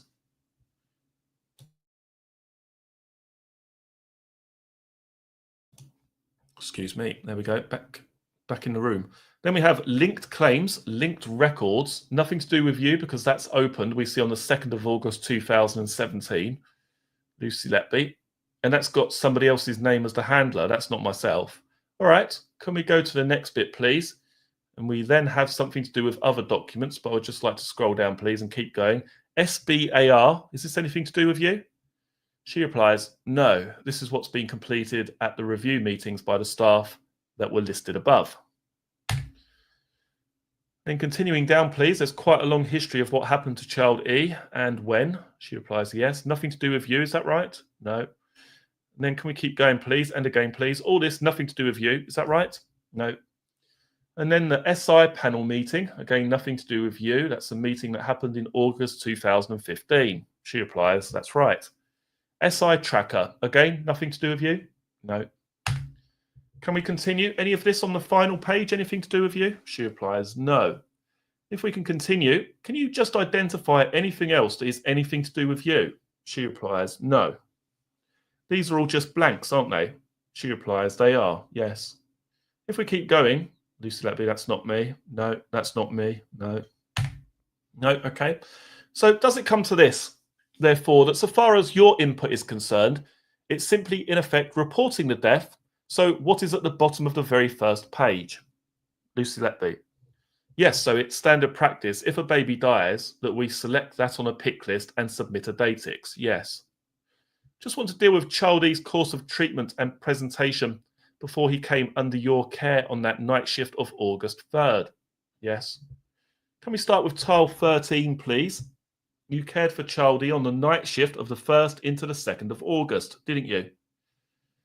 She replies, that says child F. Yes, I know, but I think you. And she says, I can't say from memory. Right, okay. Certainly you were designated nurse for child F on the 1st and indeed on the subsequent nights anyway. She replies, yes. Do you remember sending a text on the 2nd of August to one of your friends saying, too Q word? She replies, no. Too quiet? She replies, not from memory, no. If we go to the child F sequence, please, to tile 26, I must have the wrong reference here. Well, we'll come back to it in any context, in the context of child F. Is too Q word, is that the sort of thing that you would send in a text? She replies, yes, possibly, yes. And what does it mean? She replies, we use the Q word is quiet. And so by too Q word, what did you mean by that? She replies that the unit is quiet at that point. It's tile 26 in the child E. Sorry, it's my notes. I've written the wrong name. If we go to that in the child E sequence, please, it's tile 26. Yeah, it's fine. A bit too Q word, really. Did you not like it when it was quiet? She replies, no, that's not what I'm saying. It's just sometimes it gets very quiet and we don't have many babies and you find you can be sitting around a lot and obviously we're there to help babies. So you didn't like it when there's nothing to do? She replies, well, there's always something to do. I didn't say there's nothing to do, but sometimes the shifts, yes, sometimes they can be long nights. And if you haven't got many babies on the unit, yes. Nicholas Johnson. So does it come to this then, that you enjoyed it when it was busy? Lucy Letby. I enjoyed being busy, yes. So rather than being a negative, being busy, so far as you are concerned, being busy was a positive. She replies, I enjoyed being busy when it was managed, yes. We've just seen that on this particular shift, so this is Sunday the 2nd into Monday the 3rd of August, you were child F's designated nurse. Yes, not child E's. No, I don't believe so, no. Can we go to tile 30, please, on child E sequence? Can we just click on go down to the bottom of the sheet, please? That's your handwriting, isn't it? She replies, yes. Is there any reason that you were telling the doctors that they had made a mistake on the calculations when you were not the designated nurse? She replies, yes, because 2 nurses would have had to have verified that the prescription was wrong, so myself and another nurse would have had to have checked that. The other nurse on this shift was Mel Taylor, wasn't it? She replies, I can't recall that from memory. Well, that was the evidence. Okay. That's what the evidence shows. Why wasn't it? Mel Taylor, Mel is senior to you, isn't she? She is.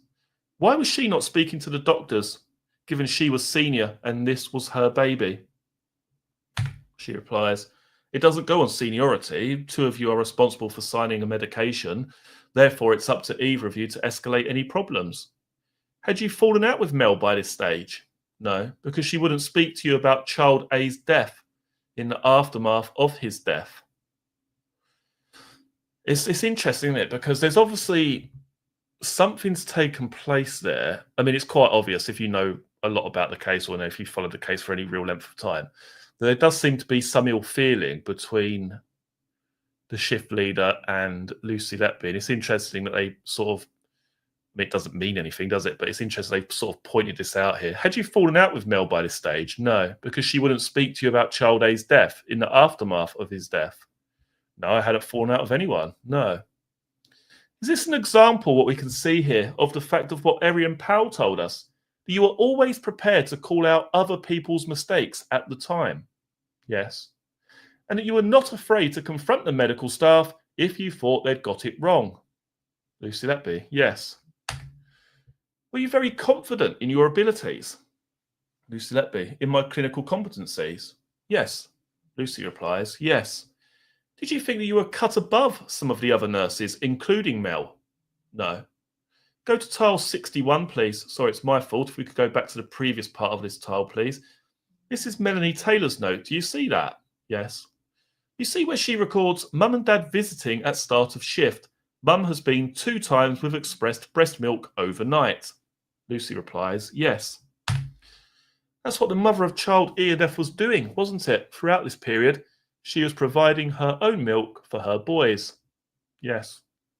Do you remember her telling the jury when she gave evidence that at the time she felt it was the only thing that she could do for them?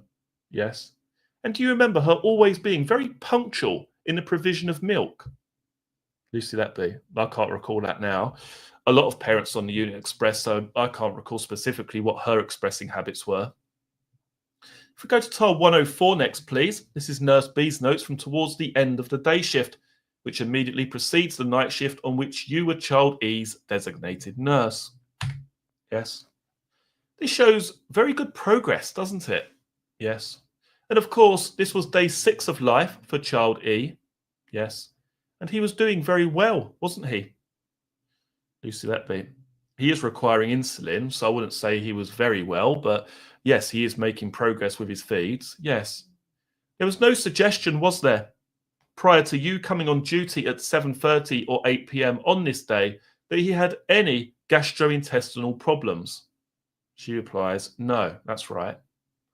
And this was day 6 of life, so far as he was concerned. Yes.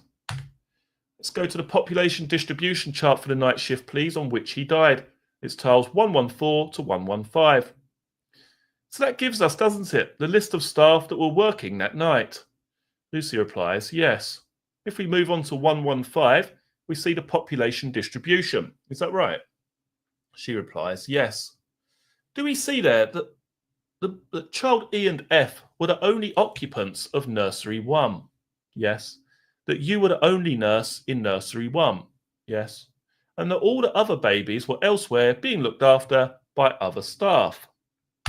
Lucy replies, yes. So other than people coming and going to collect equipment from nursery 1, you in effect had the nursery to yourself? Lucy replies, I was the only nurse allocated babies, yes. Yes. Are you suggesting, just so we understand, that from a staffing point of view and from your own perspective, there was anything wrong with this arrangement? She replies, no. When you were being asked questions by your counsel back on, I think it was May 5th, relating to events of this particular night. So again, he's now going to talk about what we've discussed at the start of this stream, basically, the evidence in chief.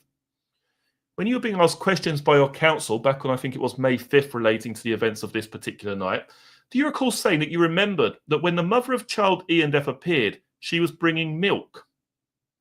Lucy Letby, no, I can't recall what I said. Well, what's the truth of it? Is that the position, that when the mother of child E and F, whatever time it is, and we'll come to that, but is it the position that whenever it was that the mother of child E and F appeared, she was bringing breast milk? She replies, I don't recall from my memory now. Well, you said it. That's what you told the jury on May 5th. Okay. Is what you said true? I can't recall from my memory right here, right now. Oh dear. Right, so on the 5th of May 2023, you could remember that an event happened on the 3rd of August 2015, so about 8 years earlier. But you're saying that since May the 5th this year, you have forgotten that when the mother of child E and F appeared, she was bringing... No, I don't think I've ever remembered specifically, but I've accepted that if the mother of child E and F says she was bringing milk down, that is a normal occurrence. I want to understand what you're saying about this. You are saying that if the mother of child E and F is saying she brought breast milk down on the 3rd of August, then you accept that's a normal occurrence. She replies, yes, it's a normal occurrence for mums to bring down expressed breast milk. I cannot say here and now what time the mother of child E and F brought milk down, if that's what she did. No, I'm not asking you about the time. I want to be absolutely clear about that. We'll come to the time in a moment. What I'm asking you is what you remember about when the mother of child E and F appeared. Lucy replies, I don't have any clear memory. Right, well, I will remind you. It's page 128 of the transcript of May 5th. These are questions being asked of you by Mr. Myers, all right? Lucy replies, okay. I'm picking up, if anybody wants to check what I'm reading, at the bottom of page 127, which was towards the end of the day on May 5th. This is Mr. Myers speaking. You described her coming down and you made reference to Dr. Harkness. Could you repeat what you were saying about that, please? And what you say is this. Dr. Harkness was there when the mother of child E and F came down, and she was updated by Dr. Harkness about the blood that we had found and the medications that we were then starting to treat that. And then this is the particular question and answer that I'm interested in. Mr. Myers, do you recall why she had come down? Answer, I don't recall specifically, no. Did she have anything with her when she came down to the neonatal unit? Do you know what you said? Lucy Letby, she brought expressed breast milk. I think she brought breast milk down. Yes. Question, expressed breast milk? You replied, yes. So no one was suggesting to you, were they? Lucy Letby, no, but I did say, I think she brought expressed breast milk. At no point was I 100% certain that that is why she was there. That's your answer, is it? She replies, yes. Why didn't you think that when I was asking the question about 2 or 3 minutes ago? She replies, because it's the same thing. I can't be certain on either of them. I said, I think to Mr. Myers, and today I'm saying, I can't be sure. You understand, don't you, the significance of the bringing of the milk as far as the timing is concerned? She replies, yes, I do. And you explain what it is, please. Lucy Letby, sorry. Well, you understand it, so you explain what the significance is, please. Lucy Letby. The suggestion is that the mother of child E and F brought down milk at 2100 and child E was bleeding at that point. Yes. I believe it was later in the evening. Mr. Johnson. Well, I know that, but what's the significance of 2100 hours? Lucy Letby. She made a telephone call to her husband.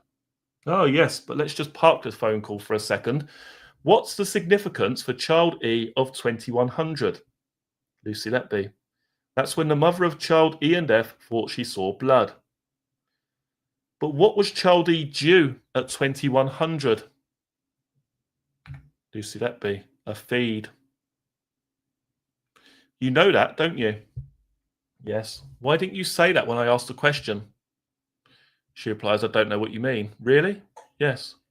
Well, the significance is because you knew, and you know, because you heard the mother of child E and F say it from that very spot where you now sit, that she fixes the time of 2100 hours, not only by reference to the phone call that she made to her husband, the father of child E and F, but also by the fact that child E was due milk at 2100. Lucy Letby replies, yes. And that's why she said she came down just before 2100. Lucy Letby, yes. You understand all that, don't you? Yes. And that's why I'm suggesting to you, the fact that she came down with milk and you remember it is part of the evidence that fixed the time at 2100 hours. Do you understand? She replies, I don't agree. You don't agree? No. I just want to understand what you're saying and what you do agree with, all right? You are saying, as I understand it at least, and please disagree if you wish, that a 16mm mucky aspirate, as you have described it, yes, was taken before the 9 o'clock feed, before the 2100 hours feed. Lucy Letby, yes, it was. So we are agreed on that. Lucy replies, yes. And it would therefore follow, wouldn't it, that child E was due to be fed? Lucy replies, that's right, yes, at 2100 hours. Where was the milk coming from? Lucy replies, so we have a milk fridge stored in nursery 1. So whenever parents bring down expressed breast milk, they put it in the fridge and it's ready for then any feeds that are happening. Mr. Johnson, we've heard from a number of your colleagues about the system that was in place. Yes. How long before the delivery of the milk into the baby is the aspirate taken from the baby?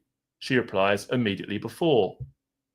Right, well, where had the milk come from that you were about to give child E when you took that aspirate?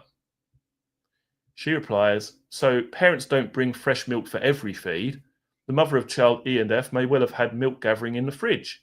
So if she's expressing more than child E's requirements at that time, then mums often have multiple bottles in the fridge. Well, that's a possibility, but I'm asking you what you remember. She replies, well, I don't remember. You say, as I understand it, and again, I'm just checking that I have understood things correctly, that as a result of obtaining that 60ml mucky aspirate, you showed it to Belinda Simcock. Yes. And that she and you agreed that the feed would be omitted. She replies, yes, and that we needed to speak to the SHO. Yes. And the SHO in this context was Dr. Wood. Lucy replies, yes. Do you remember him saying that if he'd ever been asked that question about omitting a feed, he would have made a note in child E's medical records? She replies, yes. There is no note, is there? She replies, no. We've seen before sometimes doctors don't make notes when they said they would have. Well, there was Dr. Maybury, and we heard about the circumstances in which Dr. Maybury didn't make a note, didn't we? Yes. And that he'd specifically asked, I think it was Sophie Ellis, was it? Yes, to make a note. And this was for one of the baby's OP or R, I think. It's about 7:30 one morning, just as the shifts were handing over. Is that right? She replies, yes. What's the difference between Sophie Ellis' note and your note? Lucy Letby. For the baby's OP and R? Yes, her note for OP and R and your note in this case. Well, I'll tell you. The difference is that Sophie Ellis names the doctor, doesn't she? You don't name the doctor. No. If this was really what Dr. Wood said, or the advice he gave, why didn't you note his name? She replies, we don't always write the doctor's name. Sometimes we do just refer to them as a SHO and registrar. There's only one SHO at night. But it makes it a little bit more difficult to check, doesn't it? If anybody ever wants to check, if you don't know the name. She replies, no. If staff really wanted to know, looking at reading my notes, who the SHO was, they could look at the rota and see who was on. There would only be one SHO on at night. What time do you say that conversation happened? She replies, sometime after 2100, when I got the aspirate back. 2 seconds.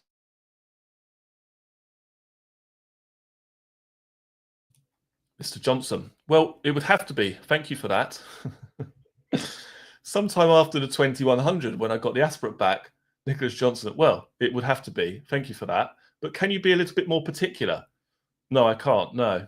You do understand, don't you, that we're suggesting this conversation never happened? Yes. At 2200 hours, you wrote in your nursing notes, albeit it wasn't written on the chart, there was a large vomit of fresh blood. That there was a large vomit of fresh blood. Lucy replies, yes. Why wasn't that written on the chart? Lucy replies, that's an error on my part. Pretty important error, though, isn't it?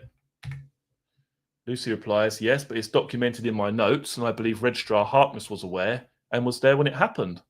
So you're saying that Dr. Harkness was actually there when this vomit happened? Yes. So have I understood the position then? But this was a problem that first showed itself before the 9 o'clock due feed? Yes. And that it took you, therefore, about an hour, actually, to call for a doctor to check on this child? No, I don't agree with that. Well, when did you first call for a doctor to check on this child? She replies, I don't recall speaking to a doctor, but I know myself and Belinda, we did. It was discussed with an SHO on the telephone, I think. I don't know by who. Well, who was the doctor who first actually called to see child E? Dr. Harkness. When was he called? Once he'd had a bleed at 2200. So an hour after a problem first manifested itself, according to you? Yes. If you had seen blood around child E's mouth or his lips, what would you have done? If I'd seen blood at any point, I would have escalated that to somebody. To who? To either the nurse in charge or one of the doctors. Do you agree that blood was never escalated to anybody until 2200? Lucy Letby, can you say that again, please? Yes. Do you agree that blood was never escalated to anybody until 2200? Lucy Letby. Yes, because there wasn't blood prior to 2200. Well, that's one of the issues, isn't it? Whether there was or whether there wasn't. Yes. Was the mother of child E and F telling the truth about you? Lucy Letby, that's in what sense? In the sense of what she says you said to her at 9 p.m, 2100 hours.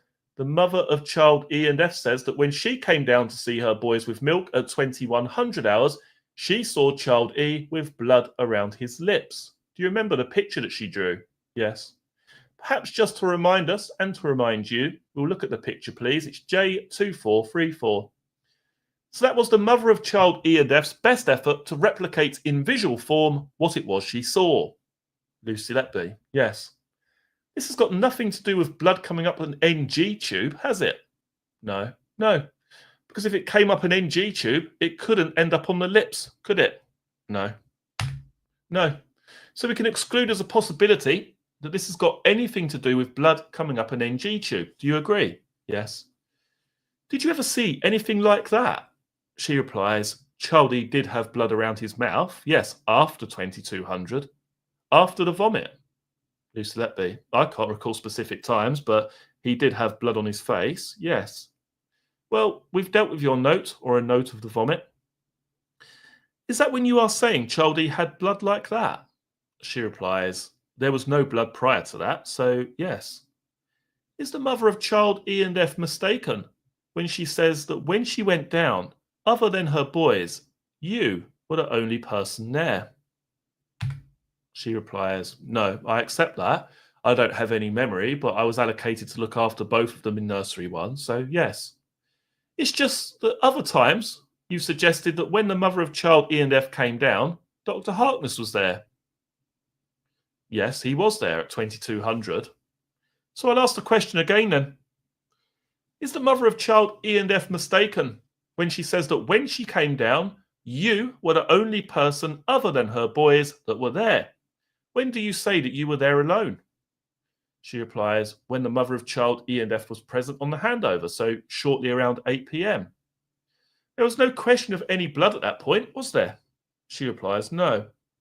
You're not telling the truth about that, are you? She replies, yes, I am. I'm going to suggest to you that when the mother of child E and F came down at 2100 hours, you had inflicted an injury on child E to cause bleeding. No, I do not accept that. That did not happen. And that is why, as she described it, he was screaming. No. Did you at any stage ever fall out with the mother of child E and F? No. Just looking at that picture, have you ever seen blood on any other baby at any time like that? Lucy Letby, in my career? Yes. No. So can we take it, therefore, that to see blood on a baby like this is wholly exceptional? Yes. Did you tell the mother of child E and F that the source of the blood was the insertion of the nasogastric tube? No. Have you ever told anyone that the nasogastric tube can cause a small amount of blood? Lucy Letby.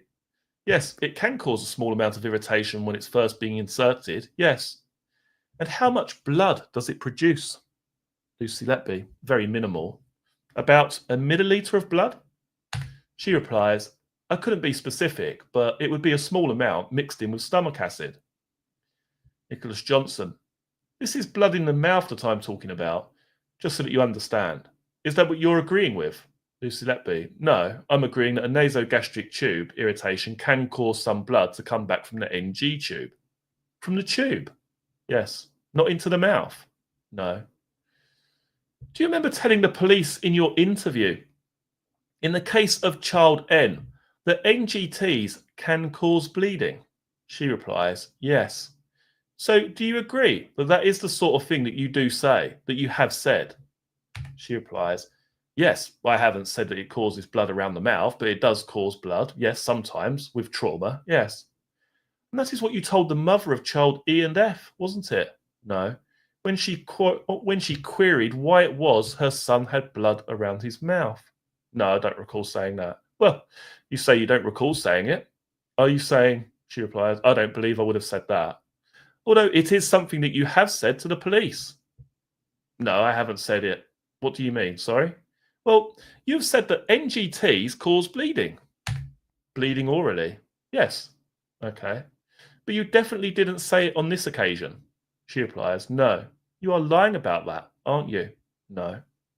Is it your view that any baby could have a bleed like child E? She replies, do you mean, is it medically possible? Nicholas Johnson. I'm asking whether it's your view that any baby can have a bleed like child E. Lucy Letby. Well, medically speaking, yes. Right, let's have a little break there for a second. Good Lord. Right, okay. Multi-Seti, welcome, and thank you for becoming a member of the channel. Greatly appreciated. If anyone else wishes to support the stream, support the channel, then you can find out how to do that down in the video description box below. All help is greatly appreciated. Right, let's just catch up with some of the chat very briefly.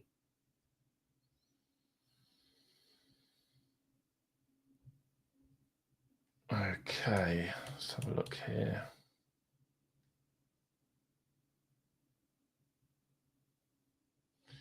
Okie dokie. I don't even know if is Terence still here? I know Lenny's literally had to he's had to go to work, so I think I'm not sure if good old Terence Stamper's there or not. Let's have a look. Oh, he is. He's still here. Just woken him up from his slumber by looks of things. Okay. It's just been a long day. I know, tell me about it. It's been a hell of a long day. A hell of a long day. Right. We're actually cruising through this. So we're doing really well. We've done 50 pages already. So that is just flown by. So we're definitely going to get these 94 pages finished this evening. So that will be fantastic. Miss Rattle. Love the name. Miss Rattle. Welcome to you. Glad you could join us this evening. And as I say, tomorrow's member stream, I will put out some details about that. Probably, I would say, by tomorrow lunchtime. It will most likely be at 8 o'clock. We'll keep it with Lucy Letby. We're not going to do Child F. We'll focus on some of the other transcripts that haven't been released. I'll take a look through tomorrow, see what I find of particular interest, and we'll do a specific video separate to this series for tomorrow's members stream or members live stream. I can't believe Miss Blackwell. She's binned us off at the 11th hour. But thank you so much for joining us this evening. Greatly appreciated, as always. Right, okay. Let's have a little sip of the old lime juice and we will continue.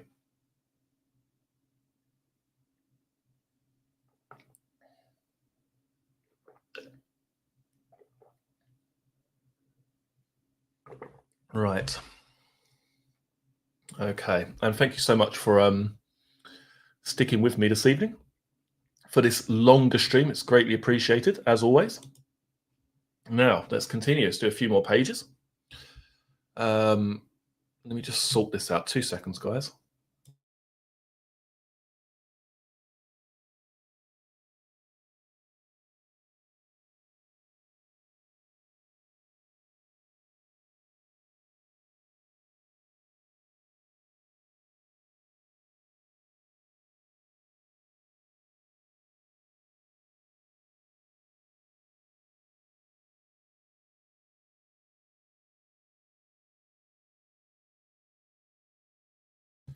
Right, I'm back.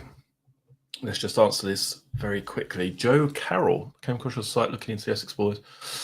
Remember that then?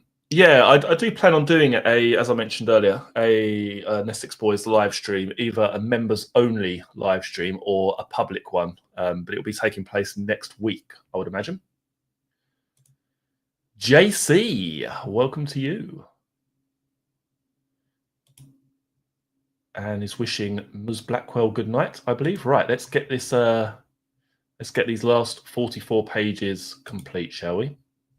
So, Nicholas Johnson. That's what you said to the police, wasn't it? Any baby can have a bleed like child E. Lucy Letby. Yes. Nicholas Johnson. Do you remember saying that in interview? Yes. Do you remember saying as much to your pal, Jennifer Jones-Key, in a text not very long after child E had died? Yes.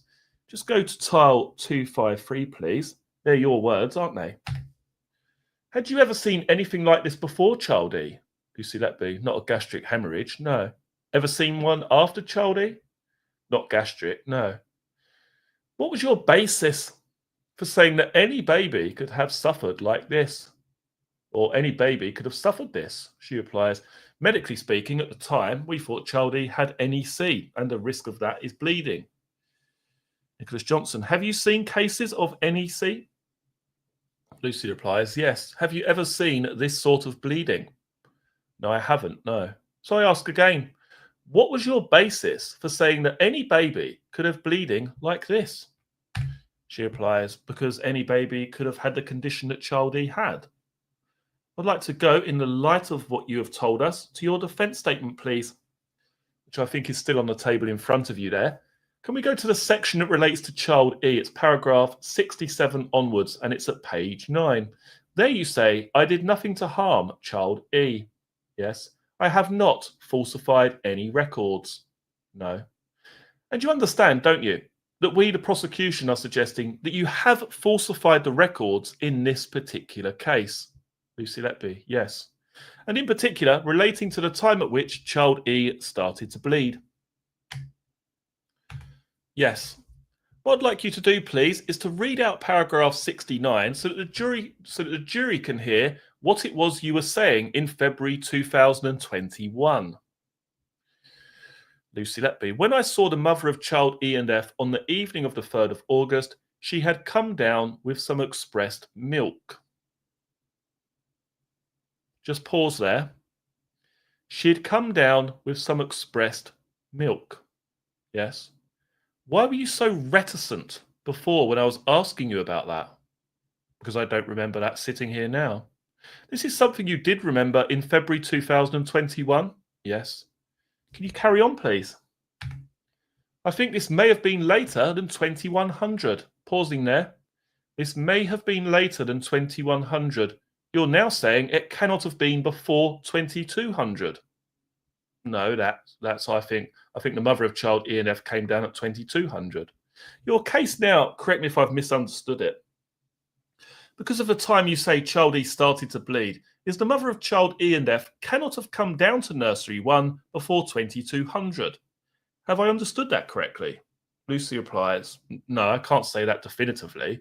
I know that there was no blood prior to 2200. Yes, so why do you say, when the mother of child E and F came down, why do you say, I think this may have been later than 2100? Because I believed at the time that it may have been later than 2100. Why didn't you say, the mother of child E and F didn't come down before 2200? She's wrong when she said she came down at 2100. Because I don't think with 100% certainty that I can say that. But that's your case, isn't it, Lucy Letby? No, my case is that there was no blood prior to 2200. I don't remember the mother of child E and F coming down prior to that. I do not recall any blood around child E's mouth when she came down. Is that right? Yes. Nor was there any conversation about a tube irritating him. The next sentence, please. I did say a doctor was coming to see him. I did not send the mother of child E and F away. If the mother of child E and F ever did see blood on child E's mouth, it must have been at a later time than 2100 and after the blood came down the tube on free drainage. Nicholas Johnson, yes, we've already established, and you have agreed, that the blood on child E's mouth can't be the blood that comes up the nasogastric tube. No. So how do we square that with what you've just read? If the mother of child E and F ever did see blood on child E's mouth, it must have been at a later time than 2100 hours after the blood came down the tube on free drainage. Lucy Letby. Yes, so it's after he vomited and his tube was on free drainage. That's not what you say in your defence statement, is it?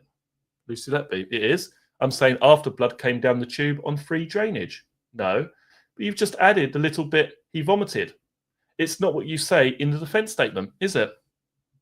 Lucy Letby. No, I don't mention the vomit there. No. No. You did understand when you wrote this document that if you failed to mention in it something which you would later mention in court, a jury might conclude that you've made it up since you wrote this document. Lucy Letby. I can't say I recall writing this document. And that is what you're doing, isn't it? You are lying about the detail of what you say happened with child E. No. Let's move on to the next paragraph, please. Paragraph 70. I do recall a mucky aspirate in his NG tube. There was 16 ml of bile that needed to be aspirated.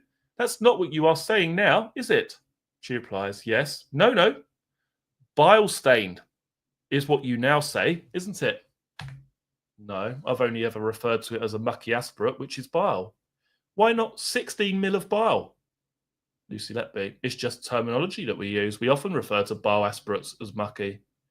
Are you seriously suggesting that you aspirated 16 ml of bile from a 6-day-old child? She replies, I haven't said it's frank bile, but yeah, a cumulative total that was accurate. Yes, 16 ml. So you're saying it's not bile stained, it's bile.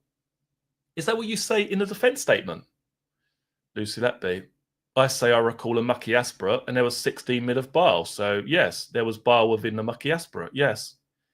This is something that we can go to if you want, but this is something you record in the nursing note as bile-stained aspirate. Do you remember that? Yes. There's a difference, isn't there, between bile-stained and bile? Yes. Why the difference? She replies, I can't recall. This says mucky aspirate, and that's what I remember it to be. No. It's an error then, if this says bile. This says 16 ml of bile. Lucy Letby. Well, that's an error then. Yes, but why the error? Perhaps there'd been a misunderstanding of what mucky means? Unreal. No, these are your words. There was 16 ml of bile. Why did you say that in this defence statement? Lucy Letby. I don't know. Can we go right to the end of it? I did read this to you last Wednesday, but the very final page, page 28. Could you just read that out? That italicized, is that? Italicized paragraph, please? She replies, this defence statement is not signed. The defendant made additional amendments to the statement at a meeting on the 11th of February 2022. During this conference, however, the defendant accepted this document and the amendments as being an accurate summary of her case. The court and the prosecution will be provided with a signed copy of this document in due course. Was that true? Is that statement true? Yes. So if this was your case as of February last year, why has your case changed? She replies, I don't think it's changed. I think there's just been some clarification with some of the points. You are lying, aren't you, Lucy Letby? No. Paragraph 75, please, of the defence statement. What does that say? Lucy Letby. After child E had died, I found blood in his nappy. Have you said that in evidence yet? I don't recall. I'm going to suggest you haven't. Okay. Is it true? Yes. What did you do about it? It was after death. When we went to bath him after his death, there was blood in the nappy. The question, though, is what did you do about it? It's written in my nursing note, so I don't recall doing anything else about it because child E was deceased at the time. And which nursing note did you write it in? I think I've written it in my nursing notes. Since we last met, have you been looking at the evidence in child E's case? Lucy Letby replies, yes. Have you been looking at your nursing notes, anticipating that I might ask you a question or two about them? She replies, yes. Does it say in the nursing notes that there was blood in the nappy?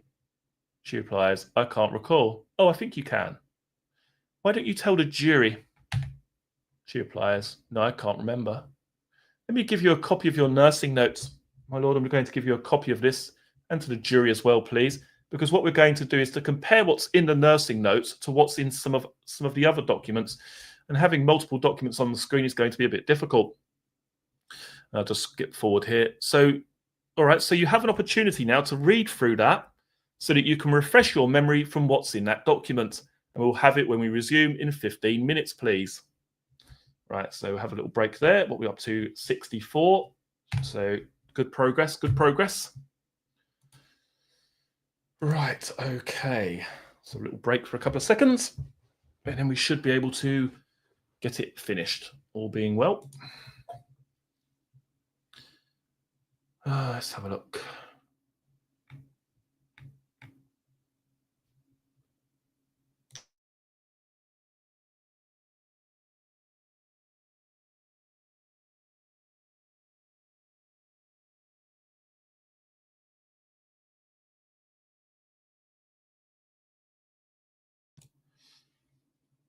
And also, welcome to Silver Fox. There we go. Silver Fox is in the house. Right, okay. Let's carry on very shortly. We're on page 64 at the moment. We've got to go to 94, so we've got another 30 pages left.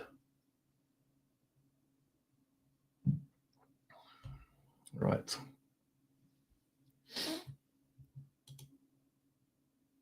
Lucy is off. Have a good night, Lucy. Thank you for joining us. Much appreciated. Right, let's get this signed, sealed, and delivered, shall we? Where's the button that I need? Why is it not showing up? There we go. Right, okay. Let's continue. Okay, so after a short break, Mr. Johnson, first of all, have you had an opportunity to read your notes? Lucy replies, yes. Do they mention blood in the nappy? No. I'm going to suggest to you that when you said that just before the break, that you had put it in your nursing notes, you knew that wasn't true. No, I couldn't recall my notes specifically at that time. Well, we'll come to those notes in a moment when we compare what you've put in the notes with some other sources of information, because I want to deal, as I have done in many other cases, with people's descriptions of what they saw, so that we can understand whether you agree or disagree that what they are describing is a true reflection of the presentation of this child. Lucy Letby, okay. So starting with Dr. Harkness, who gave evidence on the 17th of November last year. If anyone wants to check the references, they are between pages 38 and 41. So what I'm going to do is to read to you what these witnesses said about the discoloration that they saw. Do you understand? She replies, yes. So this is Dr. Harkness. So this was a strange pattern over the tummy area, over the abdomen, which didn't fit with the poor perfusion. In between the kind of chest, upper legs, the rest was still pink, but there were these kind of strange purple patches that appeared over the outside of his tummy. Is that accurate or not, Lucy Letby? No, I don't agree that it was patches. It was purple, but it wasn't patches. From what I remember, there were patches in one area, then there were some in the other. Some of it was still nice and pink, but it certainly was unusual and not fitting with a baby that had completely shut down with its or poor perfusion. Would you say the same as before? She says, yes. This was kind of a purpley blue colour. Do you agree with that? She replies, it was purpley blue, yes. So this was different in colour and different in pattern to what you said you would see from a perfusion perspective. Do you agree with that? She replies, I don't think I can comment on that. His head was pink, his upper legs, upper arms, chest was pink. Is that accurate? She replies, I remember him to be more pale than pink. The abdomen was purple, so patches, so not one solid purple area. I'd say one purple patch to the bottom, one purple patch to the top, some in between. Would you agree with that? She replies, no, I disagree. I can't remember exactly where they were. I'd seen this in child A. And that's the only other time that prior to this that I had seen it. I can't remember exactly where they were. I'd seen this in child A. And that's the only other time prior to this that I had seen it. Do you agree with that? No. The point I'm really looking for is, are you agreeing that, however you describe it, what you could see on child E was the same as what you had seen on child A? No, it was not the same. What were the differences, so we understand? She replies, with child E, it was like a solid block of purpleness over his abdomen. Child A had pale and whiteness and more of, like, a mottled look. He was then asked, have you seen it since? And the doctor responded, not outside of the babies in this case, no. They were different sizes. They weren't small dots. They would have been relative to the size of the baby. They were in the region of 1 to 2 centimetre patches, possibly bigger, but I wouldn't say smaller than that. And do you agree with that? She replies, no. He then continued, the areas were over the abdomen, so not up on the chest, not below his groin, just in the middle section. Do you agree with that? Yes, I agree with that, yes. From what I remember, it did change where they were. They were purple in one area, and then they were purple in another. No, I don't agree with that. Right.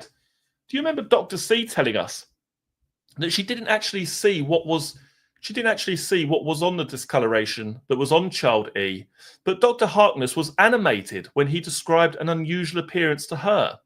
She replies, what do you mean by animated? Okay, that's his word. I'll try and put it in a more straightforward way. Do you remember that Dr. C said that she didn't see discoloration, first of all? She replies, yes. But do you remember that when she arrived to help, Dr. Harkness had described to her what he had seen? Do you remember that? Yes. Were you there when Dr. Harkness described to Dr. C what he had seen? Lucy Letby, not from my memory, no. Just so that I understand, because we have had misunderstandings before, are you saying that there was no description by Dr. Harkness to Dr. C, or simply that you don't know whether he did describe it or didn't? She replies, I was not there for any conversation between the two of them. I was not there for any conversation between the two of them. Okay. I'd like to go to your nursing notes, which do deal with this and do deal with other things as well, other issues as well.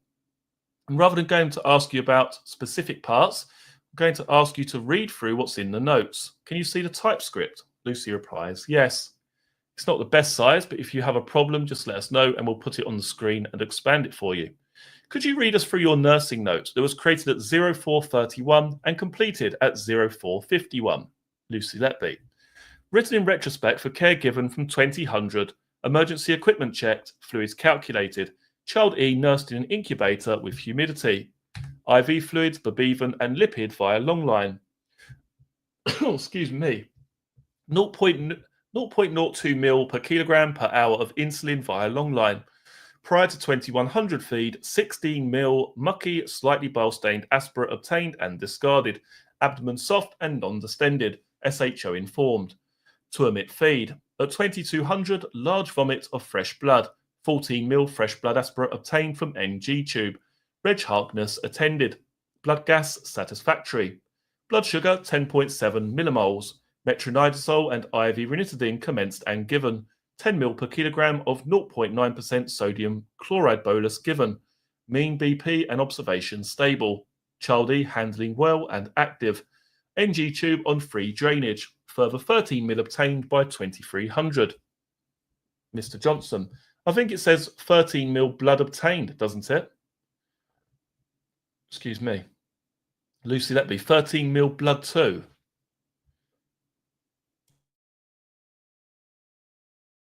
Nicholas Johnson, yes. Lucy Letby.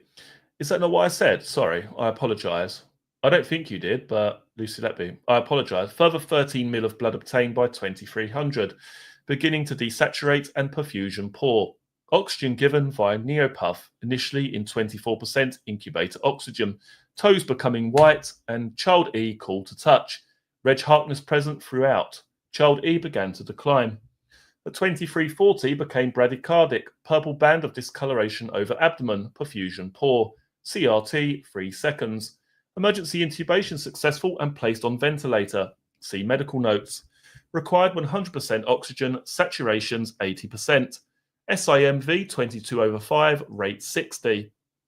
Further saline bolus and morphine bolus given. Second peripheral line cited and used to administer drugs.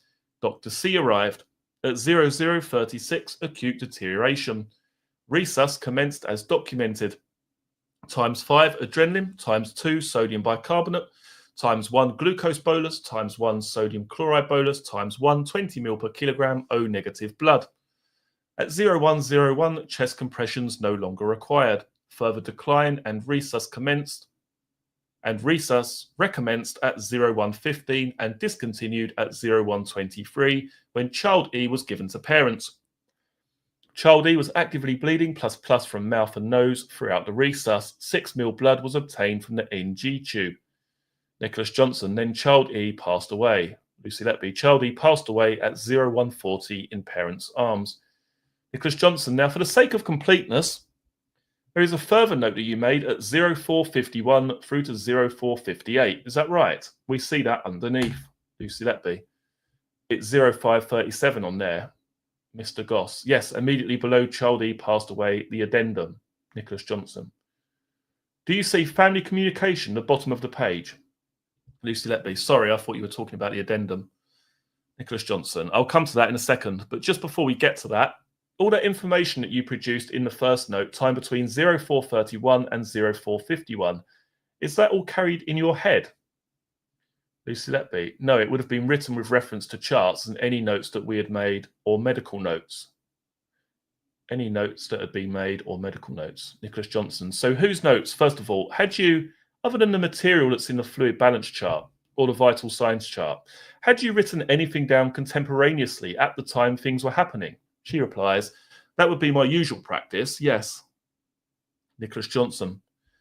What had you written down at the time things were happening? She replies, well, I can't recall specifically now what I wrote down. Right, well, it may be that we're at cross purposes. I just want to clarify this. We have two primary sources of information. I think there should be that down there with you, the jury bundle full of charts with a 2 on the back of it, if somebody could help you with that, please.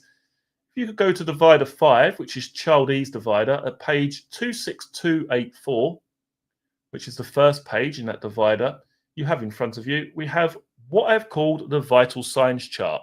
It's the observations chart, isn't it? Lucy replies, yes. So this is one source of contemporaneous information to you. Is that right? Yes. So looking at the second page, which is 2685, we see that there are 4 columns which bear your initials. She replies, yes. And that is material you were writing down at or about the time. Is that right? Yes.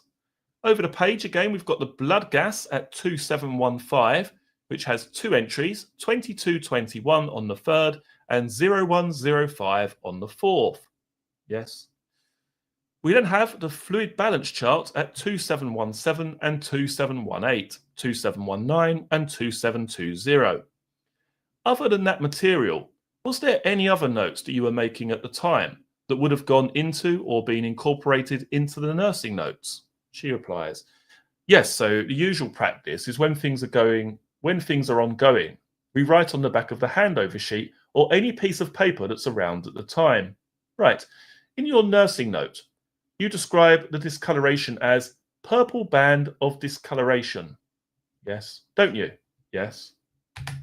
Do you remember in your interview, when we go to it if you prefer, that you describe it as becoming a patch of sort of purpleness? Do you remember saying that? Lucy Letby, no, but I accept that if that's what that says. Well, I don't want you to simply agree with me. If you go to your interviews, please, it's in the interview bundle 1, the child E one. The top of the document redacted. It's the second reply of yours at the top of the page, which runs to 4 lines. Lucy Letby, yes. I noticed his abdomen was becoming fuller and rounder, and later into the evening, there was a discoloration area to part of his abdomen, like a purple discoloration. Yes. And over the page, on page 8, what I described to you just before, just below halfway down the page, quote, I noticed there was becoming a discoloration to his abdomen, but I can't say exactly where. But there was becoming a patch of sort of purpleness. Lucy Letby, yes. And I think you gave further detail, didn't you, at the top of the page, saying at the top of the page, document redacted, it was towards the right side by his umbilicus, but I can't remember the extent or size at the moment. Lucy Letby, yes. So at that stage, you were struggling to describe how big this patch was. Is that fair? Yes. On Friday, the 5th of May, in answer to questions from your counsel, you described it as there was a red sort of horizontal banding, yes, across his abdomen, yes. just across where his umbilical cord was, just around that area. Yes. Oh, Christ, hang on, have I gone too far? Nope. Just around that area, yeah. And you asked, was it spreading anywhere else? And you said, no, it was just on the abdomen. Yes. Do you remember that? Yes. So does it come to this? That to a limited degree, you and Dr. Harkness agree in that it wasn't in the chest, it wasn't below the groin, it was across the abdomen. Lucy Letby. I agree it was on the abdomen, yes. I do not agree that it was in patches. Would like to concentrate, if we can please, on the paper charts because they're slightly easier to manipulate. If you put the interviews to one side, please, and go back to the bundle 2 that we were looking at before, which is where some of the jury have put the nursing note. I'd like to go to the final page behind divider 5, please, which should have 2720, yes, in the bottom right-hand corner. If we look along the bottom of the chart, we can see that towards the right-hand quarter or so, there are 3 columns bearing your initials, yes. One which separates 2 sets of your initials, which are Belinda Simcox initials, yes. Albeit, some of the writing in that column is your writing, as I understood your evidence, yes. So, the 15 ml fresh blood, for example, you told us was your writing, not Belinda Simcox writing, yes. I'll come to that in a moment. Can we just look at the aspirates line, please, which if we count up from the signature line is 5 lines above the signature line. Have you got that? Lucy replies, yes. Do we see there? Do we see there were minimal aspirates in effect in the hours preceding Childee's collapse? Yes, that's right, yes. Would you agree that that is indicative of there being no gastrointestinal issue? Yes. The first hint of any gastrointestinal issue is your handwritten note in the 2100 hours column, isn't it? Yes. That's the 16 mil mucky. Yes. That's your writing. Yes. The omitted above it is your writing. Yes. As is the data above the word omitted. Yes. In the 2200 hours column, however, there is some of Belinda Simcox writing. Yes. Why? No, I can't recall that right now. It's not unusual for nurses to carry out observations and readings for other people. Well, it isn't. But you apparently were there because you have written into that column 15 mil fresh blood. Lucy Letby. Yes, I'm assuming that that blood came after Belinda's documentation here. Why do you make that assumption? Lucy Letby. Because Belinda would have carried out those readings at 2200, and it's my writing that says fresh blood. So I assume it's happened after Belinda has carried out those readings. Let me try and read that again. Because Belinda would have carried out those readings at 2200, and it's my writing that says fresh blood. So I assume it's happened after Belinda has carried out those readings. But why was Belinda there at all? Lucy Letby. I can't say for sure. Well, it isn't because you had drawn her attention to something. Isn't it because you had drawn her attention to something? Lucy Letby. Yes, she did come to review the aspirate, yes, and she also assisted me with looking after child F. Which aspirate are you talking about? Lucy Letby, the 16 mil. That was an hour earlier, wasn't it? Yes, yes. So what I'm asking you is why she was there at all? Lucy Letby. I can't answer that. If we go back to your nursing notes, which we've just handed out to the jury, we have the answer, don't we? If you count up the first page, count up 4 lines. Yes, 2200. Yes, yes. What does it say? Large vomit of fresh blood. Yes, that's why Belinda was there, isn't it? No, I can't say why Belinda was there carrying out those observations at that time. 14 mil fresh blood aspirate obtained from NG tube. Yes. Did that just appear, or did it build up over a period of time? Lucy Letby. No, I believe that came into the free drainage pot. Yes, but over what period of time is the question? Lucy Letby. I can't be specific. Can't or won't? Lucy Letby. No, can't. Had you injured Childee? You had injured Childee, hadn't you? No. And that's why he was bleeding? No. Why isn't there a reference on the paper chart to the vomit that you have recorded in the nursing notes? That's an error on my part. Well, it may be, but why? I can't explain that. Sometimes we don't document everything as accurately as we need to. Or is it in the excitement of sabotaging child E, you overlooked it? No. Make sure I got that bit right. Why isn't there a reference on the paper chart to the vomit that you have recorded in the nursing notes? Yeah, that's fine. Can we go to the sorry to have everybody jumping around between documents, but sometimes the answer is well hidden in this case. Can we go to the white neonatal review, please? Go to child E, please. And could we go to line 59? What does line 59 tell us, Lucy Letby? The 2200 hours, Belinda gave a fee to JE. A feed isn't the work of 30 seconds, is it? Lucy Letby. I can't comment on that without knowing what the volume of feed was. So Belinda Williamson was feeding a child in nursery 2 at 2200, wasn't she? Yes, approximately, yes. According to the paperwork, yes. So my question, which I'm afraid is a repeat of the question I asked you earlier, is why were you asking her to do observations on child E? She replies, I don't recall asking her to do that, so I can't answer that. Well, she was certainly busy at 2200, wasn't she, apparently? Yes, there were also other staff of her baby as well, yes. Was it so that at the time of his collapse, you had somebody else's writing and signature on the paperwork? No. Like Caroline Oakley with child D. Did you get her to write in information that you had derived onto a chart? No, that wouldn't happen. She has read those drip readings for himself. That's not something that I could have relayed to her. Well, do you remember Caroline Oakley saying that the girls had told her that information and then she wrote it onto child D's chart? Yes, but that wasn't specific values. That was regarding what she had suctioned. It wasn't the specific value of the drip reading. That's what you do, though, isn't it? You get other people to write things in on charts to cover up what you were doing.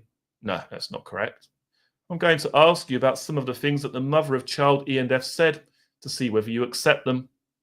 First of all, she said that her husband left her with child E having skin to skin at about 5 p.m., 1700 hours on the 3rd of August.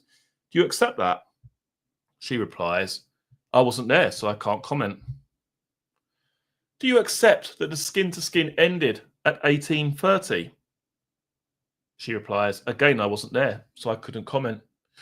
Do you know who it was that rang the mother of child E and F? When are we talking? When child E collapsed? She replies, no, I believe somebody contacted the midwifery staff rather than the mother of child E and F directly. 2 seconds. Mr. Johnson, yes, of course, you're right, but at whose behest would that have been done? She replies, I don't know what that means, sorry. Who would have asked somebody to ring the midwifery staff? She replies, it would have been a collective decision. Once child E had started to deteriorate, our first priority would have been to contact mum. Do you accept that the mother of child E and F made a phone call at 2111? Lucy Letby, I accept she made a phone call, yes. Do you accept that she and her husband, do you accept what she and her husband said was in that call? Do you accept what she and her husband said was in that call? She replies, no. That she was very upset. You don't accept that? No. Both she and her husband said that. Do you not accept that? Do you not accept it? No. She told her husband, child E was bleeding from his mouth. You don't accept that? No. She'd been told there was nothing to worry about and to go back to the ward. You don't accept that? No. Do you accept that just before the final of child E's collapses, Dr. C and Dr. Harkness went to the computer to review the x-rays? Lucy Letby, I can't recall that from my memory. No. You may say you can't recall it, but it was the evidence of Dr. C. Lucy Letby, okay, I don't have the benefit of being able to see that evidence right now. It's hard to remember who has said what over the course of the trial. Right, but that was the moment, according to Dr. C, of child E's final collapse. Do you remember that? At about 0025. Lucy Letby, I can't remember where Dr. C was. No. Where is the computer in nursery 1? Lucy Letby, behind the partition wall. Behind the partition wall. Yes, the same point at which Mel Taylor was when child A collapsed. Lucy Letby, yes, yes. Out of view of where child A and child E were. Lucy Letby, no, I don't agree. It was in view of child A. It wasn't for child E, but it was in view of child A. Well, Mel Taylor didn't agree, did she? No. You killed child E, didn't you? No. And you injected him with air? No. Just as you had done with other babies before? No. Why in the aftermath were you so obsessed with the mother of child E and F? I don't believe I was obsessed with the mother of child E and F. Let's look at it. Can you tell us why you were searching for her continually? I often thought of the mother of child E and F. And on that subject, can we go to the child F interviews, please, at page 23. It's the third interview. Lucy Letby. Which folder is that, sorry? It's the interviews folder one, please. You see, you were asked in effect the same question, weren't you? That I've just asked you in a slightly different way at the top of the page. Yes. You searched for the mother of child E and F 9 times and the father of child E and F once from August to December. Yes. And 2 in January. You were asked why, and you said to see how child F was doing. Yes. Now, the first of, let me just check that my information is correct. The first of those searches, if we go to the child E sequence of events, please, is tiled 273. Do you see that? Yes. Where was child F on Thursday, the 6th of August at 6th of August at 1958? Lucy Letby, let's just read that again. Where was child F on Thursday, the 6th of August at 1958? Lucy Letby. He was on the neonatal unit. Yes. So was what you said to the police and to the jury true? You were looking to see how child F was? Collectively, yes. This is one search. I agree this one is not, but the others were after child F had left. Yes. All right. Deal with this one then, one of the 10. Why were you searching for the mother of child E and F on Thursday, the 6th of August at 1958? Lucy Letby. She was on my mind, and when I think of people, I often search for them. You were looking to see what reaction you had got from this grieving family, weren't you? No. Just as you were on Christmas Day? No. Of all days. Tile 306, please. Didn't you have anything better to do at 23:26 on Christmas Day than search for the mother of child E and F? No, I often thought of the mother of child E and F, or I often thought of child E and F, because you had killed one and tried to kill the other, hadn't you? No, because I always thought the mother of child E and F and I had a good relationship. She's not the sort of person that would make things up about you, is she? I can't answer that. That's for her to answer. That's it, guys. Praise the Lord. We got there. I don't know how, but we got there. We got there in the end. Whew, right. Okay. Again, thank you to everybody who has supported this evening and for your viewing as usual. I'm just checking some of the chat here. 2 seconds. Just make sure I haven't missed anything before we call it a night. Mia Spaghetti, welcome to the stream. Thank you for joining us.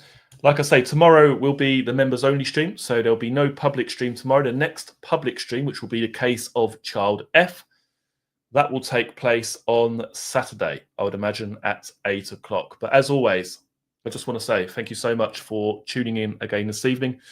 It's great to see, as I said earlier, so many familiar faces each and every time we do these live streams. So yeah, it's greatly, greatly appreciated. Don't forget to hit that like button before you leave. Leave a comment once the video's gone up, if you can, just to help with its visibility. And as always, as I say, member stream tomorrow, 8 o'clock.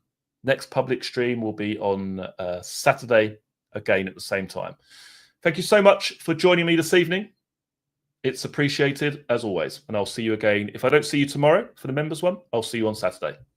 Take care, everybody. I'll see you soon. Goodbye.